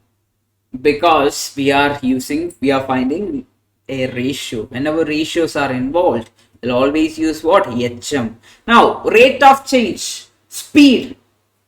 Anyway, I'm discussing. I'll talk about that. Now, 2020 World Cup is happening. Now, people, when Bumrah is bowling, okay, that time, I think first ball 140, then second ball 142, fourth ball 144, then fifth ball 150, fourth ball 150, fifth ball 151, next ball is 130. Okay. Now they will show the average, right? Average speed is bowled by this person is this much. Are they finding normal average? No. Since it is what? Kilometer per hour. Ratio is involved. Kilometer per hour. That means we should find what? The rate of change is involved. We should find harmonic mean. Okay. In order to find the average, we will use what? Harmonic mean of this given data set. How many bowls are there in total? 6 divided by 1 by 140. Plus 1 by 141 plus 1 by 144 plus 1 by 150 plus 1 by 151 plus 1 by 130. All this thing together, the average, you will get some value. That is the average speed bowled by the particular bowler. So speed is involved and all. We will use what? Harmonic mean. Then PE ratio. Any type of our financial ratios are involved. We will find what type of mean, we will find harmonic mean. Remember this. It's a good question. Okay. Now the next one.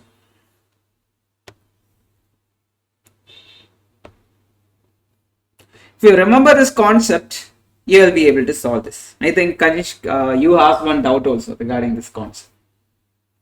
Target semi-deviation or target standard deviation. Yes, some target value will be there. We will not take any value more than or accordingly less than. I'm not talking about that. You try to get me the answer. The timer starts now. After you try, I'll try it with you. Okay? Yes.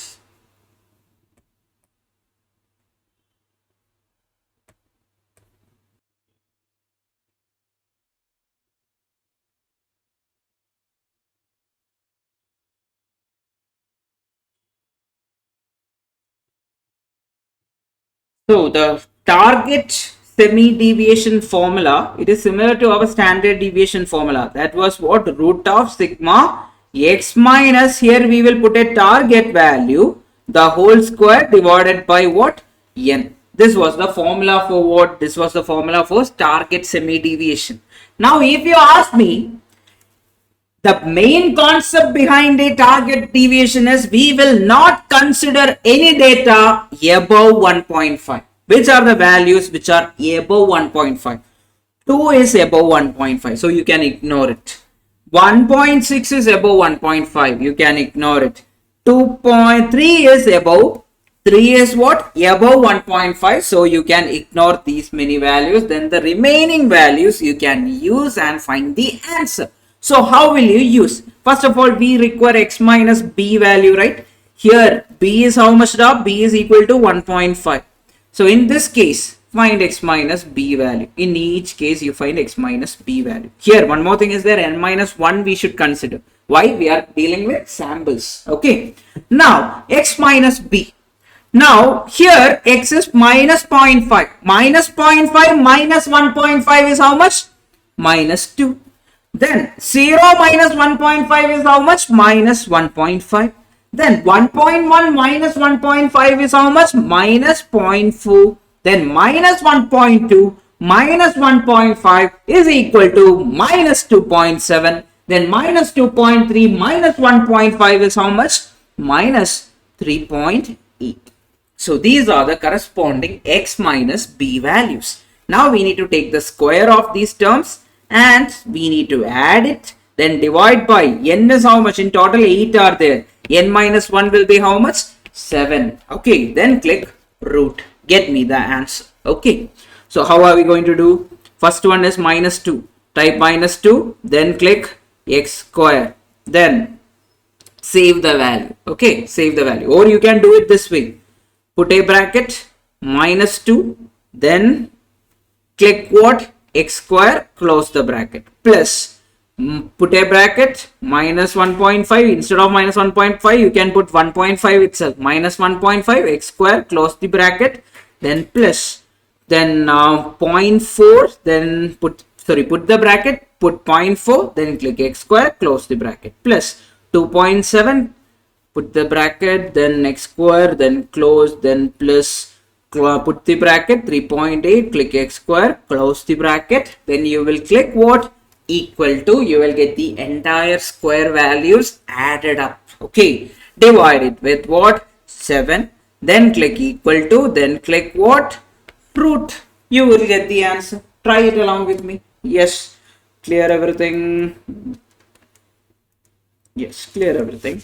That means put the bracket 2 x square, close the bracket, plus put the bracket 1.5 x square, close the bracket, plus put the bracket, type 0.4, click x square, close the bracket, plus put the bracket, type 2.7 x square, close the bracket, plus then finally put the bracket 3.8 x square, close the bracket, click equal to, you will get the value 28.14 something you are getting. Divide it with what? Divide it with 7, then click equal to, then click what? Root. You are getting 2.0049, which is equal to how much? 2.00499. So the nearest answer is what? Option B, 2.00 is your answer. Understood? Okay, so just using calculator itself we can get the answer. The only thing is that you should know the basic formula. Okay, yes, I hope you got it. Yes, Kanishk, you got it. Yes, Sheikh, are you getting it? Are you there?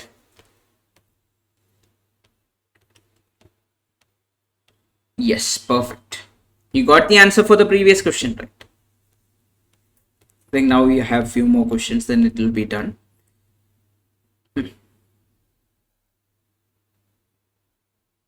Did I miss any question? No, right? All the questions are addressed. Yeah, fine.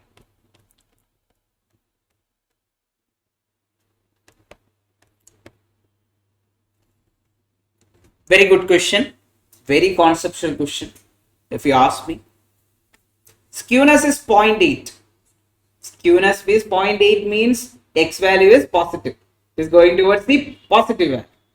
Based on that, you tell me.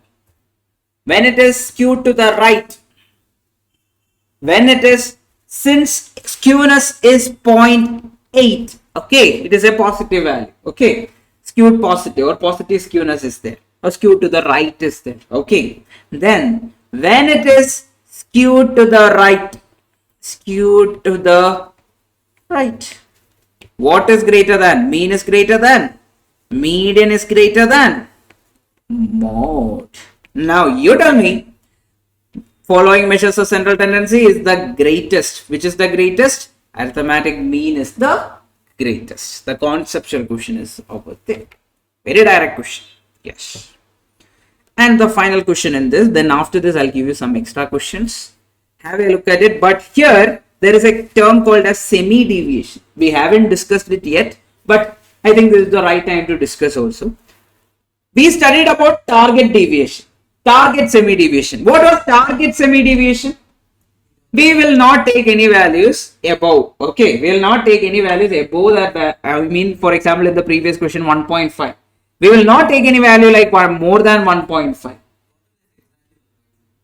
We will take it.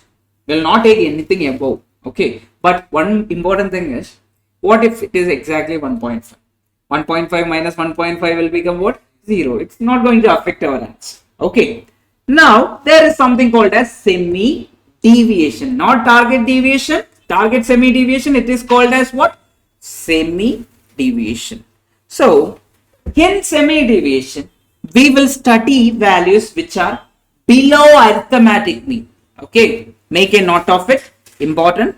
In semi deviation, we will consider values below our arithmetic mean. Okay, fine.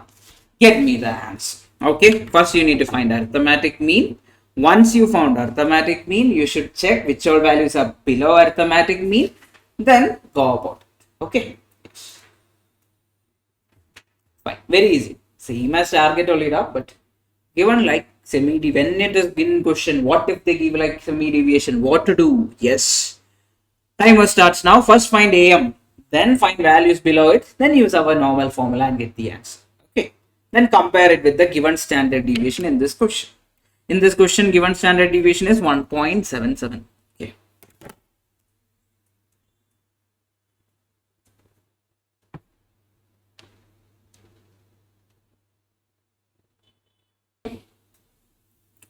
Sheikh, did you get the answer?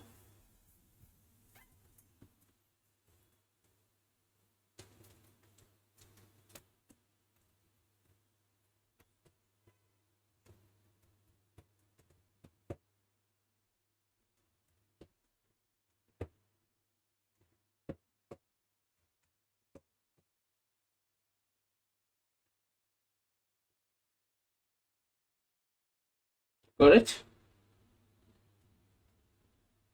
Is it less than 1.77 or more than 1.77 or equal to 1.77? How much you got? 1.3 something you got? Yes. So answer is less than standard deviation. We will check. So the monthly returns of a mutual fund are given below. Okay. For the first 6 months it is given below. First month, second month, everything is given. If the sample standard deviation of the fund period is approximately 1.77. So standard deviation is also given, that is 1.77. Then the most appropriate conclusion in that fund, sample semi deviation. Sample semi deviation means we should consider value below our arithmetic mean. First we need to find AM. AM is what? 3.1 plus minus 1.1 plus 0.7 plus 2.5 minus 1 plus 1.8 divided by how many terms are there? 6 terms are there. How much is that value? How much is it? 1 now? Yes, which is equal to 1. X bar over our AM is equal to 1. Now you tell me which all values are more than 1. We can ignore it. Yes. So which all values are more than 1 dot? 3.1 is more than 1. So 2.5 is more than 1. 1.8 is more than 1. Now people, we have just 3 values. So what are we going to do? Formula will be what? Semi deviation semi deviation is equal to root of sigma x minus, you can use the same formula as target deviation divided by n minus 1. Now look here, root of square we forgot. So first one, 1.1 minus which value we will take it as b. B is equal to what? We will take it as 1 itself. So 1 minus 1.1 minus 1 will be what? Minus 2.2 the whole square plus 0.7 minus 1 will be what? 0.3 the whole square plus minus 1 will become what? Minus 2 the whole square divided by 6 minus 1 is how much? 5. Now use calculator, get me the answer. So how to use calculator? Type 2.2. Then click. One more thing. We will put one bracket. Yes. 2.1 was it? Oh, okay, fine. Sorry for that. 2.1. So put the bracket. Type 2.1. Then click x square. Close the bracket. Then plus. Okay. Then put the bracket. Type 0.3. Type x square. Close the bracket. Plus. Put the bracket. Type 2. Type x square, then close the bracket, then click equal to, divide it with what? 5, then click equal to, then click which button? Click root button. You will get it as how much? 1.33 something, right? Which is less than 1.77 percentage. So answer is what? Less than the standard deviation. Very good question, right? Yes. So these are the type of questions which can come for your examination from this particular module. I hope everyone is clear, but I'll take you to some question. What if they give with respect to whiskers and boxes? Okay.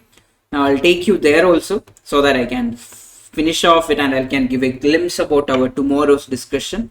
Okay. Yes. Anyway, it got over much faster than I thought. Anyway, everyone was getting the point, and where is it? Whiskers. Yeah. It's here. Sometimes I'll show you how it comes for exam. Sometimes they'll give the whisker plot. Okay, they'll give the plot. Then they will mention this point is 15, this point is 47. Okay. Then they will mention this point, which is the something around 27 something they'll mention. Then this point and this point also they will mention. This point will be around 5. This point will be something like that, around 30. Sorry, not 30. Can 30 be possible? No, it should be more than 47. How much? Some random value, 75 it is given. Now the question will be like this. Find interquartile range. What is the answer? 47 minus 15 will give you interquartile range. Then they will ask you what is the median. That is nothing but 27. Then they will ask you, okay, what is the difference between Q3 value and the extreme value? Something like that they can ask. So if you know all these values, here you can ignore this arithmetic mean. You can consider all the other values. That is important for us. For the exam point of view, we should know highest value is this, lowest extreme is this. Then lowest boundary or Q1 or first quartile is here, then our third quartile is here. Whenever a point is marked properly, that will be our median. That is something we should know. Okay. If that much is not, this chapter is done. Okay. Now I will give you the glimpse for the coming chapter. Whatever is required for our coming chapter, which we have studied in our younger classes. It is like we have studied about probability and all long back, right? Yes. So you just require some glimpse about probability. Probability of an event A is usually represented as number of favorable outcomes divided by total number of outcomes. Make a note of it. What if you remember this? Yeah, are you remembering it? Long back we have studied in school and all. Yes, favorable outcome divided by total number of outcome. I'll just give you one example, then you will understand it much better. Now when we are writing our examination, there are three options, A, B and C. Okay, or I'll write in the proper way, A, B and C. Okay, three options will be there for us. Now in this three option, how many right answers will be there? Only one right answer will be there. Two wrong answers will be there. Okay. Now my question is probability of getting correct answer. Okay, we need to find that. Here, total number of outcome. So that I'll be writing it as like this, n of s. N of s. Total how many outcomes are there? 1, 2, 3. 3 outcomes are there in total. Now, how many right answers are there? N of a, which is equal to how much? Only one right answer will be there. So, what is the probability of getting correct answer? You tell me. Correct answer is 1 divided by 3, which is 0.333333. So, if you do inky pinky ponky, you have a probability of getting right answer 33.33%. Then, probability of wrong answer will be what? Wrong answer is 2 can be wrong divided by 3, which will be 0.666666, which is 66.6666%. It can be wrong. So don't do inky pinky ponky. Okay, that is another important thing. Now,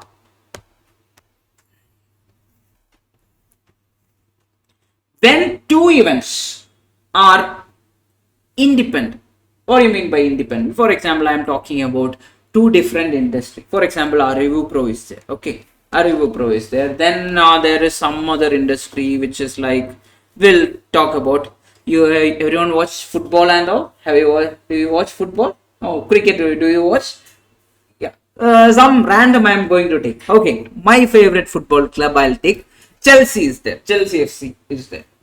So ArivuPro is here. Then Chelsea FC is there. Okay. Now people, something happened in ArivuPro. Okay, like we launched a new course. The course is like it is for CFA. Okay, we launched a course for CFA. Okay, then Chelsea FC, they are playing football. Now one fine day, ArivuPro introduced CFA course. Now Chelsea FC is there. They are playing football. One fine day. Will this course, I mean, we are publishing this course, will it affect any of the events in Chelsea FC? No, they both are independent of each other. They are not even connected. Okay, are you getting the point? Now, what if Chelsea FC also launched a CFA course? It can be. Okay, can be dependent. Okay, so these sort of things we will be studying in our next class. It is one of the easiest topic. 2 modules will be completed together. Okay, so module 4 and 5 together we will be, I will be merging it together by solving questions and everything. So because it is one of the easiest topic. So once that 2 topics are done, then we have our regression. After that, the problem based topics are very less. Then towards the end, what we will do is we will take one by one chapter. We will solve more questions. So it will be like maximum questions will be solved and we'll be prepared for our examination. Okay, then we have finished our questions and the session for the day. So tomorrow be there at 9:30 because I'll be starting off with probability and I will directly go for the, because basically we will be solving many questions. That will be the approach for probability. Okay, I hope that everyone understood today's class and you are able to solve the questions and all. Okay, Sheikh, then thank you so much. Meet you tomorrow. Okay, Kanishk, meet you tomorrow. Yes, bye bye. If any doubts are there, you can ask.